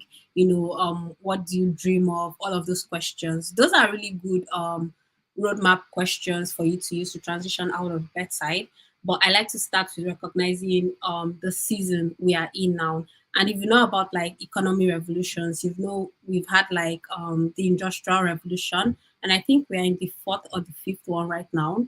And the previous one was more about the internet, and now this one is more about technology and connections. And I added the connection because saying technology or saying tech is like it's way bigger than that. Okay, tech is broad. Tech is like a very broad concept, but I'm narrowing it down to connective innovation. And what I mean by that is, what are you doing? What impact are you making? What are you building? What do you want to build? What problem? To simplify it, it means what problem do you want to solve? Bedside nursing is kind of like being inside a box, because once you enter nursing school, um, that's the box that they teach you. It's bedside nursing. Nobody tells you anything about other rules, wound management, or whatever. Nobody says anything about. All they tell you is, I mean, posting is mostly med surg, female medical ward, male medical ward, surgical ward, and all of that stuff. All those bedside. That's what our posting is mostly about. Nobody talks about other things, right? So for you to now leave that box, you have to be solving a problem. Outside of bedside nursing is about solving problems. And that is the thing you have to get at the back of your mind. If you're not interested in solving a problem, then you have no business outside of the bedside. So the connective innovation, what I mean by that is you have to be like connecting people. Three things, right? I say three things. So if you have a pen and paper, you may want to write. You have to be connecting people, products, and services. So you can connect people to products or services, or you connect either way you want to do it, but you have to be connecting something to something. And in that process, you are solving a problem. That is the first thing you want to start by. So once you have that in mind, that this is the economy that we are in right now, the next thing you want to do is identify the problem that you want to solve. Okay. But before you do that, you have to have like a mentality change. It's not just about identifying problems, it is about what you're going to get in return for doing that. Um, there's kind of like a nursing crisis going on around the world, right? It's not a nursing shortage, because I believe that everywhere you go, there are nurses, but it's a crisis because nurses are beginning to wake up to the fact that we are underpaid. You overwork us, we slave away at the hospital, we have very poor work-life balance. Most of us, I worked with a nurse who had never attended any of her child like school functions. It was my birthday is on Children's Day, May 27, and the hospital was doing Children's Day celebration, and she brought her son. And the son was like running and screaming all around the place. It was a beautiful thing to act. So, like, jokingly, I just made a comment that he's acting like he's never, done this before. Like his energy was out of it. And then she said he has never, because she has never had the time to take him for some of these parties and stuff like that. So today she just decided to take him out of school, whatever the school was doing, and bring him to the hospital.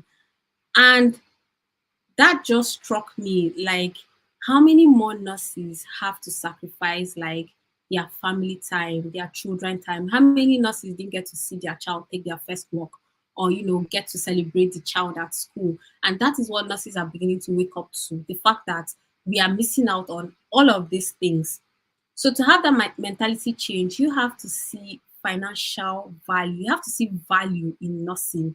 Okay, forget about passion and calling and all of those things, because you have bills to pay. If you have a child, you have school fees to pay, you have bills to pay, you have things to buy, and your profession is what is going to give you that incentive to buy all those things. Okay, so you need to have a mentality change and see that there is actually value in nursing if you know what you're doing. So I've talked about solving a problem, the connective innovation. You have to find a problem. You have to have a mentality change. Okay. Once you're leaving the bedside, it's not as easy and glamorous as people make it to be. I mean, some people are in tech and will tell you, oh, they are enjoying tech money. Ask them how long they work. I mean, we complain about 12-hour shift, 8-hour shift.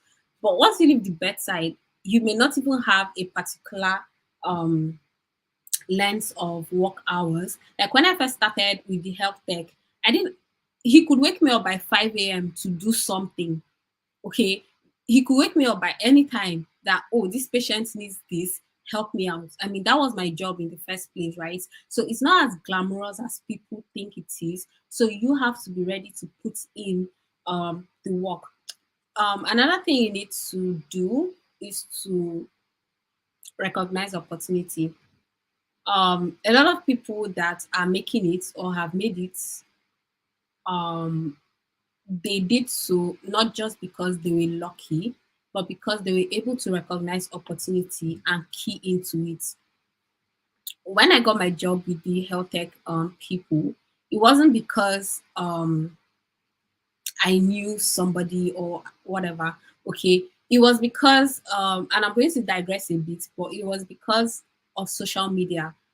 Now, I had an account, two accounts on social media. One, I was just using it, Twitter, anyways. I'm mostly active on Twitter. I was just using it to catch crews. And then I thought that, oh, I actually want to do something impactful. So I opened another one. And that was what I was using to talk about nursing. Okay. First of all, that's what I did. Secondly, I knew what I wanted from nursing. I knew that I wasn't going to be in bedside, but I didn't know how to go about it. I didn't know what to do. Nobody, mostly in Nigeria, you just hear, I don't want to be in bedside, I don't want to be in bedside. But we don't know these things. How do we come out from bedside? What are these roles available to us outside the bedside, especially in Nigeria? So I what I did was, since I didn't find people in Nigeria who really talked about leaving the bedside, I left the shores of Nigeria. Not literally. I started looking for people outside of Nigeria. I started looking for people in US, in UK, in different countries. You know, some of them had courses, some of them had books and all of that thing. So if you want to recognize opportunity, you need to buy and read books. Read these people's books, read these people's courses, you know, read their blog posts, read their articles. What are these people saying? What were their experiences? Once you read a book, there's something that happens to your mind. You literally start to see things, literally start to imagine things. Okay, so reading these people's books and buying these people's courses and going through them, I was able to see that, oh, my life doesn't have to be at the bedside. I've never worked in medical or surgical ward before. I worked in ER first. That's where I started from, because I I wouldn't say I hate the bedside, but I really don't like the bedside. So I had this goal in mind already. Have a goal and then go after it. Look for ways, recognize opportunities. I bought these books, and these books told me that I could literally do these things. I could own my own business if I wanted. I could be a private nurse. I mean, I know I have the expertise. I could get a patient and be the patient's nurse. The patient pays me for that. I help you stay healthy, and in return, you help me pay my bills by, financial value, right? So I was able to do that. And then another way to recognize opportunity is to travel. You don't necessarily have to travel out of Nigeria, especially if you don't have the means. But I'm from Akwa Ibom, right? I schooled in Akwa Ibom. Okay, I did my BSc in Afe, which is in Ekiti, yeah. But for my service, I went to Port Harcourt, and that's why I did my service here. That's why I got to see other things. And from Port Harcourt, I worked in pediatrics in Abuja.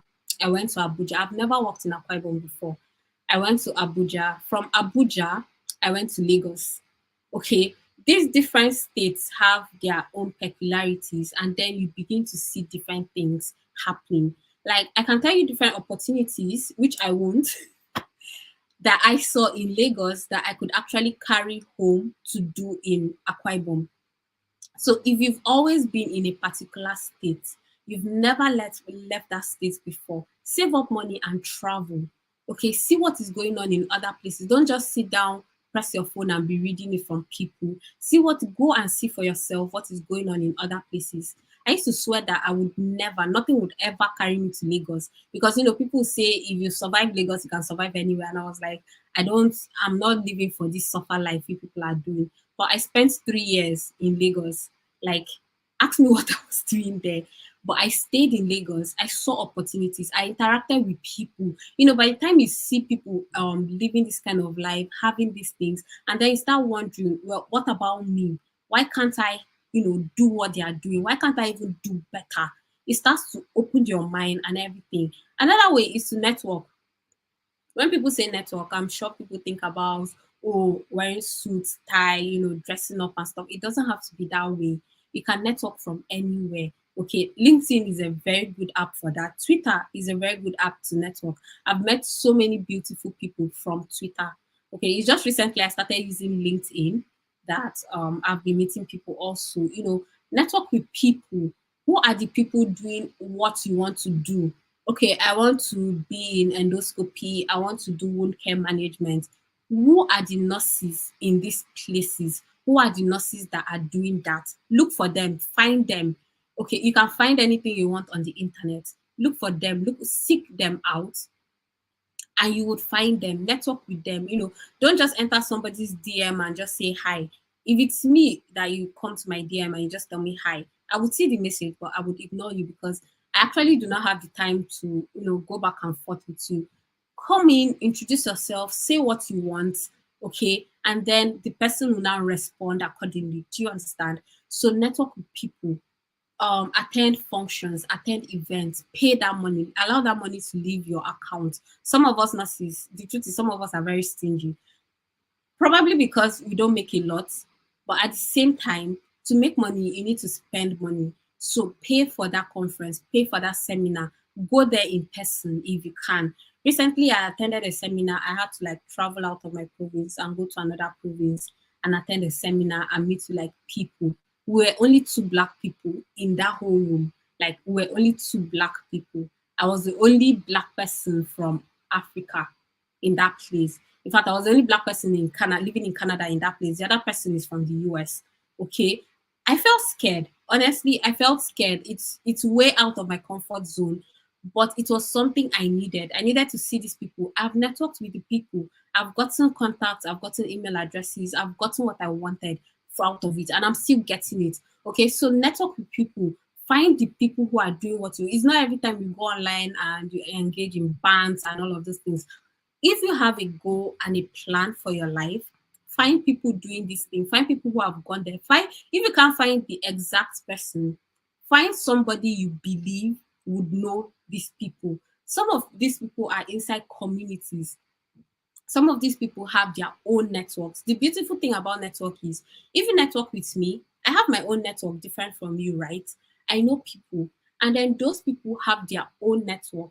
So networking with me means, oh, I now know you, I know what you want, I know what you're after and stuff.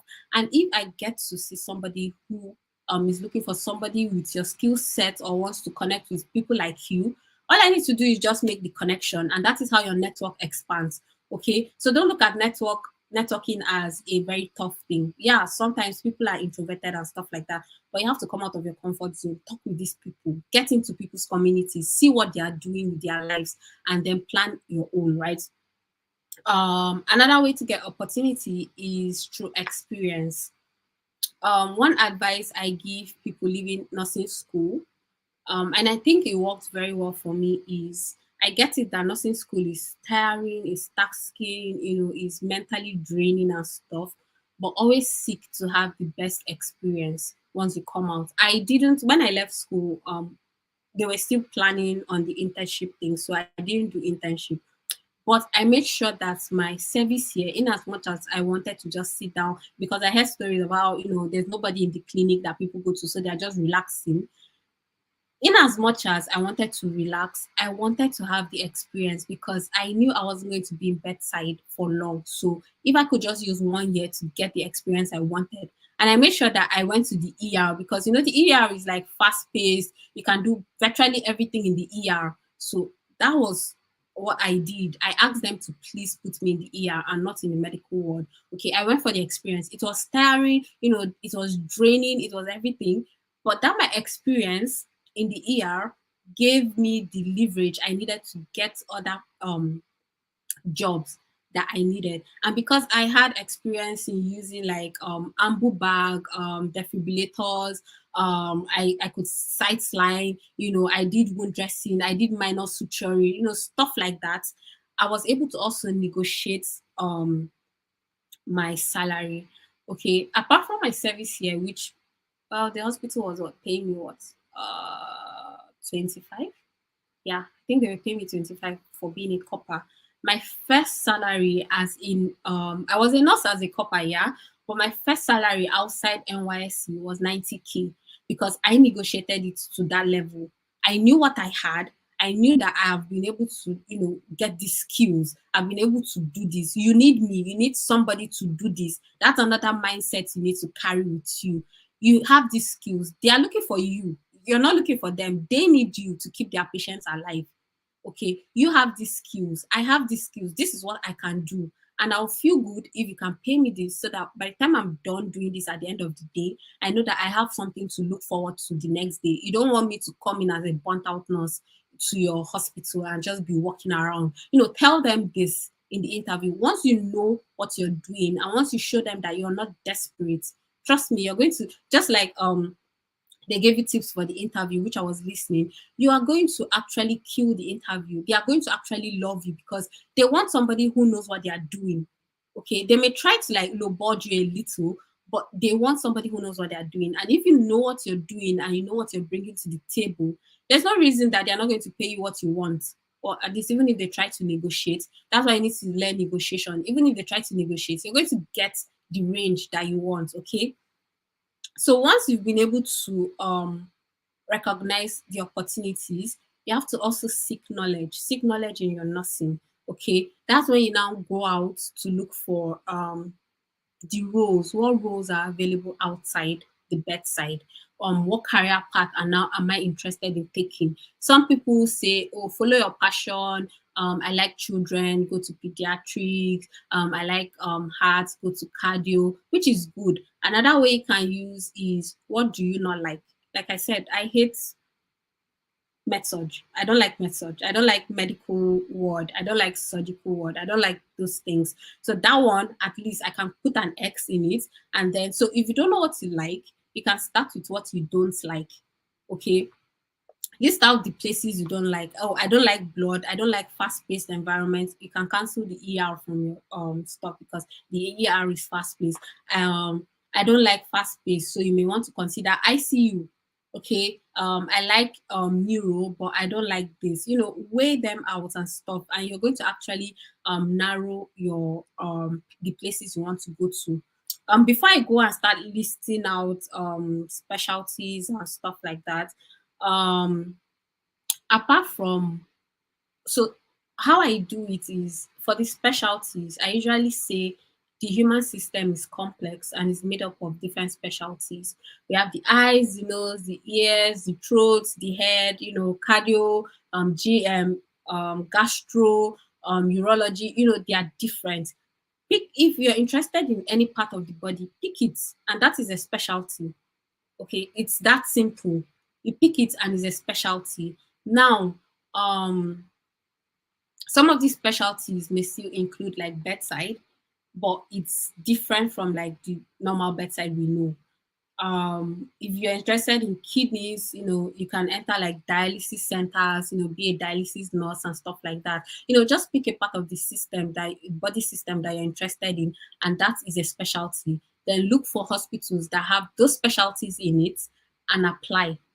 Another way, because some people may tell you that, oh, you don't have experience in the kidneys, you don't have experience in dialysis and stuff. There's nothing wrong with picking a job in another place for the meantime and then volunteering to work in the dialysis place. You put your voluntary work on your CV. That is an experience. You were not paid for it, but it is an experience. You work there, you learn as much as you can, and then you apply for a job again. That is an experience. When I first came to Canada, right, the thing with Canada is they like their own, what's it called, experience. Do you have work experience in Canada and stuff? But when I came, I was just a JJC. I don't have work experience in Canada, but I tailored my CV to include everything I've done. I did, whatever I've done with the big equipment I've used, phototherapy, everything. I put it there in my CV and let them know that this is my experience from Canada. Before you become a Canadian nurse, nobody's going to employ you as a nurse. And some provinces will not even employ you as a nursing assistant unless you have a certificate. So your best bet is like home caregiver and stuff like that, right? But still, some of these places may just lowball you and put you in housekeeping and all of those things. The first agency I worked with, I did housekeeping for a patient, but I also did assisted grooming and bathing for another patient. How did I put that on my CV? Okay, I didn't just say I did housekeeping on my CV. No, I told them that I kept this patient. I was a companion to this patient. I made sure that her house was safe enough, clean enough. Encourage cleanliness. For she's a senior. She's an elderly patient. Your words matter. I did housekeeping, yes, but I also made sure that in the process of cleaning her house was safe enough. Okay, the goal of nursing is to provide safe patient care, and that was patient care to her also. I put that. I had enough, like I worked for like 3-4 months. I used that and I applied to another place. Now that is enough Canadian work experience and that was what I used to get the job I am currently in. And I have managed to remove a bit of my Nigerian experience. But my CV is on Indeed, and every day I get an offer from employers to apply to them. Okay, so you see what I did there, right? You have to just know these things. You have to know what you're doing. You have to know these things. You have to coin what you're doing. Okay. And I chose what I wanted to work in. Like I said, I step out of my comfort zone every time. People come here and they just want like, oh, I'm not a nurse yet. Let me just do something simple. But I do ventilation care, I do suctioning, and it's caregiving.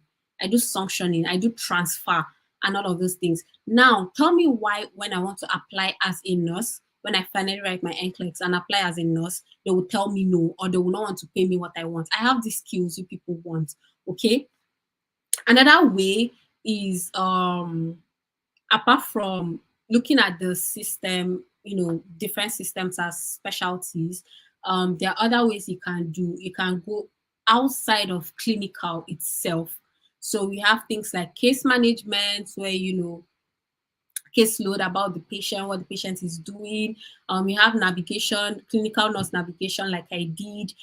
Just things that kind of like the back room of clinical.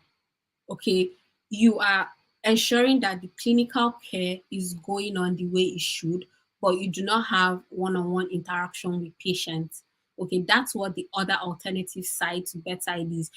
Things like clinical trials will still give you like some one-on-one with the patient, but not in that way. So you also have like things like electronic health record specialist. You train in a particular EMR system, and then you train other people. They come to you for trainings. You onboard people, onboard patients onto the system, stuff like that. You do all those things.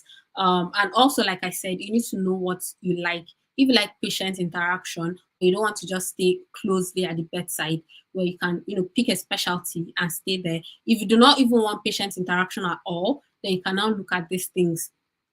We also have, let me see, I wrote it down. So we also have, if you want to look at tech, if you want to go into tech.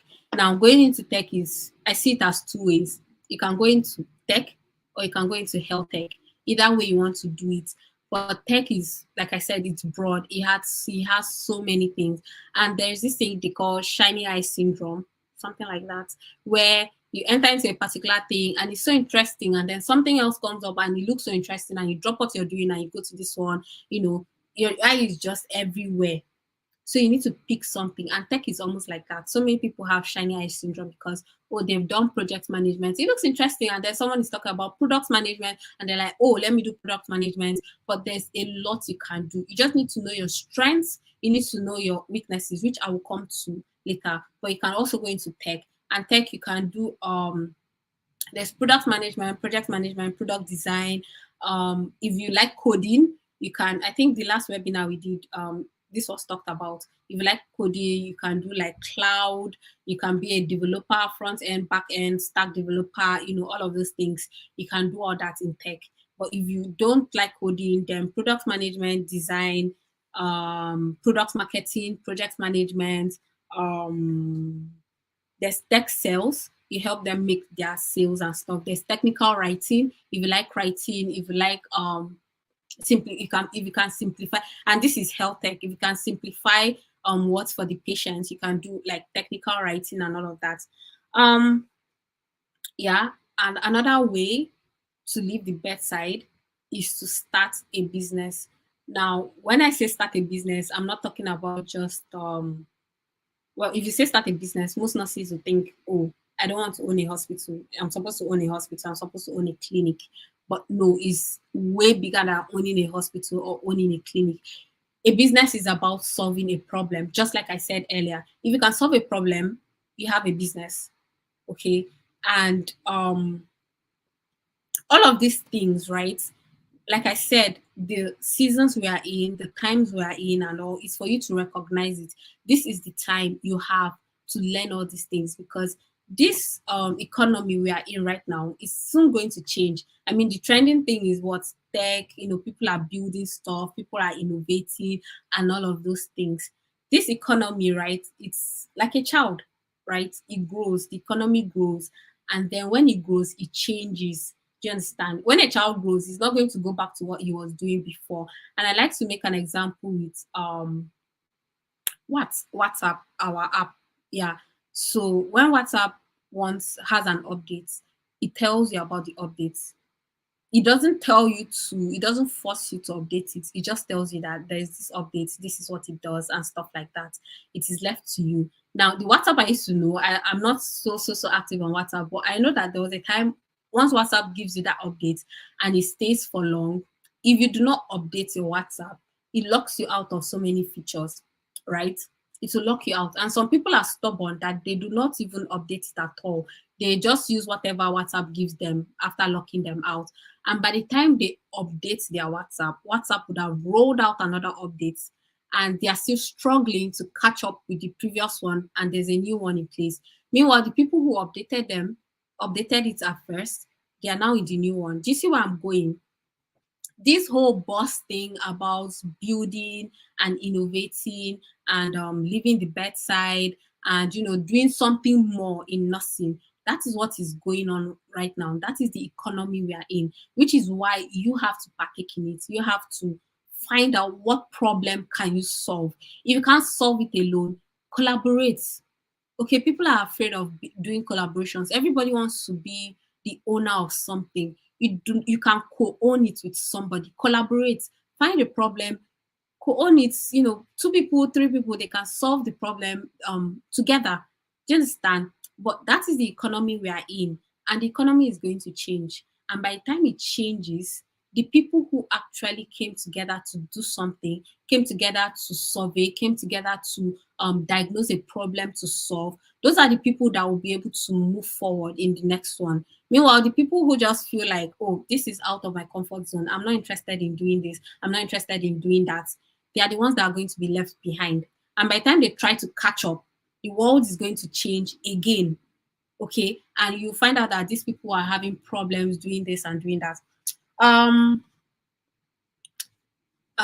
so some of the roles you can see in nursing or outside bedside, you can be a writer, a medical or tech writer. You can do like resumes, you can do CVs, you can write health articles, health blogs, just write. You can be an instructor. You can teach BLS, ACLS, first aid, CPR, IELTS, NCLEX, if you have that skill set. You can also be this one, I don't know if you've heard about it, but you can be an artist in health. You can design 3D models. You can design paintings. You can design pictures, illustrate what goes on in the ER, in the surgery, all of those things. You can do that. People buy it. Hospitals need it. Okay. You just need to do like your market research and all that. Specialties, yeah, healthcare illustrator. Specialties, you can do oncology, cancer care, chronic care management, chronic disease management, or you can just pick one out. You can be a diabetes educator, you can be a podiatrist, take care of the feet of diabetic patients, because foot care is very important. So you can go, find out the requirements, be a podiatrist. You can do immunization, work in immunization clinics. You can be a school health nurse. Like I've mentioned, case management already. You can be a nurse recruiter. You can be in clinical trials and research. You can be a nurse there. I think it happens in Nigeria. I mean, there's Exin research. There's one other one. I was actually interested in Exin. You can be EHR trainer, analyst. I mentioned that that's electronic health records. You can do that. You can. There are some companies that actually sponsor people to go learn about the record system they are using, and then come back and teach people. And then once you have that skill set, you can actually get a job you want to get. I mean, the jobs are high. You can enter tech, which is cloud. I don't know so much about coding in tech. I'm not in the coding side. You can be a clinical documentation specialist. Make sure that the documentation that people are giving are complete. They follow HIPAA. They follow the health policy, hospital policy. You can actually use that, okay, for education. You can use that for research. You just make sure that that documentation is complete. You can enter medical billing and coding. If you are the type that likes social media, you can do social media management, content creator, content writer, content marketer. There is a lot. Okay, I told I told Nostobi that I'm actually working on a all the roles. It's a lot. It's like more than 200, and it is a lot. I'm still working on it. I'm trying to arrange it so that it will just be very simple for you to actually pick it up and understand. But there is a lot. You can do fertility nurses. You can do biometric screening. You can do medical devices. You can be a tech person. You can be a representative for all these medical devices. That is another place you can go to. You can be a nurse educator. You can be well, there are nurses in research. You can be a school nurse, camp nurse, all these people that go for camps and all of those things. You can be one. I don't know if we have flight nurses in Nigeria, not travel nursing, but like flight nurses who stay on the airplane in case of an emergency or something. But that is one. And another thing is, if you want to do a specialty and it is not being done where you are, find out how you can start it up. Find out how you don't, like I said, nursing puts you in a box the minute you enter nursing school. And then when you come out, there are people everywhere like me telling you, think outside the box. Now I'm here to tell you, think without a box. Don't confine yourself in a box. Don't put yourself in a box and come out and say you want to think outside. Think without that box at all. If you find a specialty you can do in nursing and it's not being practiced, nothing stops you from being the first person to do that. Nothing stops you. Find out who you need to meet. Find out who you need to talk to get that in place. So if you're interested in flight nursing and there's nothing like that in Nigeria, find out who you need to meet. Do I need to meet the airline owner or whatever? Find that person. Talk to the person, which is why I said network. If you can't find the person, find somebody that knows that person. Okay, people know people. Just find the person, find who you have to talk to, submit your proposal to, and then get this thing up and running. Okay, you don't have to wait because they said, oh, it's not being done here. You can be the first person to do it. Don't wait. That's the whole point of innovating. You don't wait for somebody. Build it. Act on it. Okay. Um, what else? There are a lot. Okay. You can also be what this spa nurses, people nurses that stay in the spa. You can be same day surgery nurse, people that do same day surgery. You can help them. Ambulatory nurses, cardiac rehab, home health, which is that you can also be a private duty nurse. Okay, you have your own patients, and I think that's something also called concierge nursing. You have, it's like your own business. You have your own patients. You take care of your own patients. Well, I wouldn't forget informatics, health informatics, nursing informatics, clinical informatics. You can do all that. You can be a radiology nurse. There's one I found. You can be a lactation consultant nurse.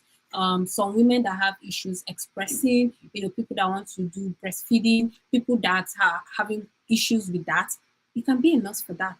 Okay, you have the knowledge. Build up on the knowledge you have and go for it. Okay. Um yeah, so I did say you should step out of nursing to see the bigger picture. Think outside of the box. Think without that box in place. Because once you're thinking outside of the box is still there for you. It will just limit your how far you want to think. So if you're thinking without the box, you're thinking far and near. Okay. Nursing is the profession, healthcare is the industry. So if you cannot find it in nursing, go to health. Health is broad, health is everywhere. What can you do in health? Is it by building products? Is it by building courses? You know how to treat um, high blood pressure with just nutrition. If there are people who do not want to take drugs, okay, if you know how to do this with just nutrition, there are people looking for you. Okay, there is the fruit nurse, fruit therapy nurse, fruit clinic nurse. There's the fruit nurse who uses fruit as a cure for diseases. Okay, she is doing it and she's making her money doing that business. She's helping people live healthier lives with just fruits. If I had a disease and you tell me I can use fruit to cure it, I don't need to take drugs. I will go to you. Okay, we have, I know there's a nurse on Twitter, the nurse Taylor. She sews wedding gowns. Okay, and she's being patronized by nurses. If I'm getting married tomorrow, tell me why I would not patronize her. Okay, these are things you need to do. If you want to remain in nursing, fine. If you want to go out, fine. But just expand your knowledge. Read books. Look for these people to do these things. The people doing it don't have two heads. There's something they are doing that is making it work for them. So go to them, ask them what they are doing. Okay, be with them, tell them if it's to buy their books. Some of these people, they have like communities. They only add you if you buy their books. If it's to buy their books to enter their community and see what is going on there, fine, do that. Okay, don't be afraid. Go for the impossible. Some people tell you no. In the conference I attended, there's a nurse from Israel, Dr. Sigal, and she said no means next option. Some people will tell you no. Take the no and go to the next person. Okay, or take the no and then come back later. It may mean not immediately also. So take it and come back later, or you go to the next option. It doesn't mean that, oh, she told me no and all hope is gone or something. No, there's a lot, there's a lot that you can actually do. If you find a problem, there is a nurse in the US that what I'm trying to say is leaving the bedside doesn't necessarily have to be I've left the bedside, I'm no longer taking care of patients. It could be doing something else on the side. This crisis going on with nurses and being overpaid and underworked, the truth is it's not going to be solved anytime soon. And but if you have something you are doing outside giving you satisfaction, you're not really going to be concerned about what is going on at the bedside or in the hospitals. Honestly, you come in, you do your work to the best of your capabilities, provide safe patient care, but you actually have something else giving you that satisfaction you need. Okay, you have something else you're doing. There's a nurse in the US. He's from Nigeria. Safe seizures. He invented the safe seizures pad. It's just a pad that you put on the bed, to help the patients who are going through seizures have safe seizures. You can't, if a seizure is happening, all you have to do is to keep the patient safe, right? He invented a pad for that. Okay, and he won the American Nurses Association Innovative Award. I'm not sure of the year, but he won that. Okay, these are people. He found a problem and he created a solution for that. And he didn't do it alone. He had a co owner of that. If you cannot do it alone, get somebody. You don't forget that boss word, that boss thing about I'm the owner of this, I'm the sole owner of this, I'm the sole founder of this. Nobody cares. Nobody, yeah, Gaffa. Nobody cares about what you own alone. They only care about what you can do to help them live better lives. That's what they care about. So even if you own something and you're not doing anything powerful with it, it doesn't matter. It doesn't make any difference. Okay. Um, an example of a problem, I'm going to say this off my head, so it may have like some mistakes. But let's say you notice that immunocompromised people, who are on bed all the time and probably have like cardiovascular issues, around the fourth day of admission, they start to develop stage one pressure ulcer. Second week by second week is already entering stage two. That is a problem. You found a problem. Now, what can you do to solve that problem? Before you've noticed that usually it occurs on the fourth day. What can you do before the fourth day to prevent that from happening? These are problems, okay? I'm not going outside of nursing. This is a bedside problem. I'm not going outside of nursing to do this. It's something I saw while delivering my work, that on the fourth day, this person, people who come in with this condition tend to develop stage one pressure ulcer. I have 3 days to figure out what to do to stop that thing from developing. And then, okay, I couldn't stop it. I have another few days to figure out what to do to stop it from entering stage two. These are problems that are going on. There's a lot of problems happening in um, the healthcare. Okay, if you're able to solve that problem, tell me why you cannot transition out of the bedside totally if it's not giving you the satisfaction. You have something you are doing now. Okay, you can even become a pressure ulcer consultant, specialist, a coach, telling people this is what you're supposed to do. You've built a business and you carry yourself out of the bedside. It is actually a simple thing to do. It's not easy, but it's simple. Another example, the old people, they are prone to falling. How can you prevent them from falling? Okay, what do you need to do to prevent them from falling down? What device do you need to bring? Okay, do you need to give them an alarm? What do you need to do to prevent them from falling? Okay, it's not hard. You just need to find a problem and then solve that problem. That is the stage we are in now. That is just the simple way to leave the bedside. Okay, find a problem, provide a solution to that problem. And I will just end it here and take questions by saying everything can actually be traced to Florence Nightingale. She's the mother of nursing. Um, she first worked before she went for the Crimean War. She first worked in a nursing home, yeah, and she implemented a system in the nursing home. She found out that the floors, excuse me, the floors didn't have hot water. She implemented a system to supply hot water to all the floors in the nursing home she worked in. She found the problem and she provided a solution. Also, she also developed a solution to with the lift of to be able to deliver patients food to them. She solved the solution, and then she went for the war, and she noticed that these soldiers were dying because of unsanitary measures, because of lack of good hygiene, and it was her hygiene method that all the hospitals developed and modernized. But she was the one who came up with that hand washing stuff. She was the one who came up with the hygiene. And then once it was implemented, very few soldiers died or very few soldiers had infection. Okay, she saw a problem where she was working and she developed a solution. She innovated a solution. And because of all those things she was doing, she became the mother of nursing. Okay, she got her award in the process. She got her financial stuff in the process. She didn't just limit herself to the bedside because she went ahead and she built a nursing training school in London, and then she also authored a book. um I've forgotten the name, but she wrote a book. Okay, not only did she stay at the bedside, and not only did she walk at the bedside, and not only did she leave the bedside, but she spoke, she wrote, and then she built a training system. Okay, she did all these things. So nothing is actually stopping you from doing all these things. Okay. Um, I don't know if you have any questions, but the good thing is everything I've said, I'm actually compiling it into a Word document and I would share it out.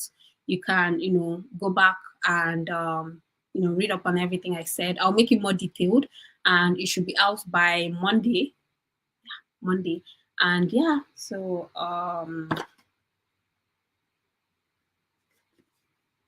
yes. Do you have any questions or anything?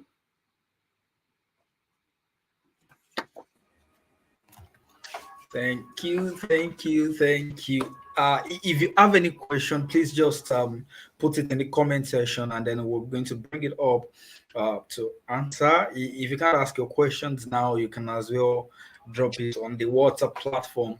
Your questions will be answered. Uh, Inem, you've taken us to another dimension this evening.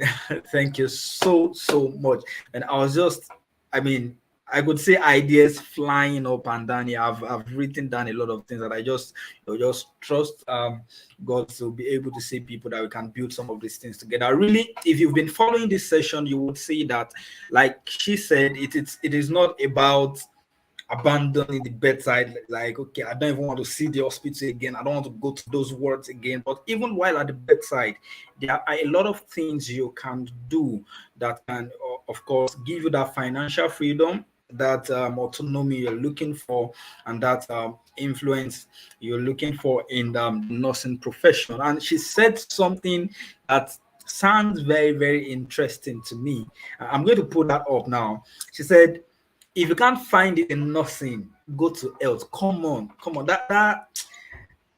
That's actually very heavy. If you can dig deep and look into that statement, it's something very heavy. It is a system of thinking outside the box. Okay, if you can't find what you want to do in nursing, yeah, you are a healthcare professional. Nursing is the profession in the healthcare industry. So you can always look into the healthcare industry generally, and you will see a lot of things you can do. And also have that innovative mindset, have the mindset of solving a problem, have the mindset of looking for a loophole that you can fill, right, as a registered nurse. And these are ways to explore opportunities beyond the bedside. Also, she promised us to make the resources available, well compiled, arranged, and documented. And I'm very sure that when she's done with that, she'll get across to us, and that will be communicated to us. Thank you so much, Inem, for coming. We really appreciate you. Thank you. You mentioned financial freedom. I have one last thing to say. Okay. Okay. Um, I believe the desired outcome of every nurse, irrespective of where you are, includes four things: financial freedom, location freedom, health freedom, and time freedom. I'll say it again. I believe the desired outcome of every nurse should be four things: financial freedom, location freedom, health freedom, and time freedom. Everyone is important, but if you look at what is going on, so many nurses are lacking in one or all of those four things. And if you have those four things in place, you would have job and career satisfaction. And health is very important because I have suffered, I said it on the last call, but I have suffered the consequences of what nursing does to people. They tell us work hard, work for years, you may get your promotion, you may get your incentive, blah, blah, blah, your reward is in heaven and stuff. The reward I got for working hard was early onset arthritis, which I have treated, but of course, it's arthritis. It can always come back every time. I'm just what 27 and I have treated arthritis, which is why I included health freedom here. So many of us are suffering with backaches and arthritis and a whole lot of things. You do not have to kill yourself in the process of creating a career. You do not. If you die today, there is someone else whose CV is going to replace, take over your job. So in as much as we're delivering safe patient care, in as much as we're building to ensure safe patient care, whatever goal, whatever plan in or out of the bedside that you are crafting for yourself should have those four F's as the end goal: financial, location, time, and health. Each of them are intertwined are very important. Wow. Thank you so much. Thank you so much for that. Thank God you didn't forget that. Thank God you didn't forget that. Thank you so much. Thank you so much for that. All right. I believe that we've had a good time. Yeah. Uh, right from the first session. Today's last one for today. Okay, and then I think we can release you to go now. Thank you so much for always being with us. Really appreciate it. Thank you. Okay, thank you so much. It's been an amazing. How many minutes now? 61:20. It's been an amazing 150 minutes on this call, on this event today, right? It's time we close this session, and we will continue tomorrow, same time, same station. Please do well to join. Tomorrow, we're going to be looking at very critical topics that would also help you to navigate your career in the nursing profession as a newly registered nurse. So please, uh, cross out your time, cross out your location, cross out your date, and make sure to be available tomorrow. Thank you so much, everyone, for joining. Thank you. If you have any feedback for us, please let us know on the WhatsApp platform. And we would also like to take your review, what you've learned, and how this session went. All right. Thank you so much, everyone, and have a wonderful night rest.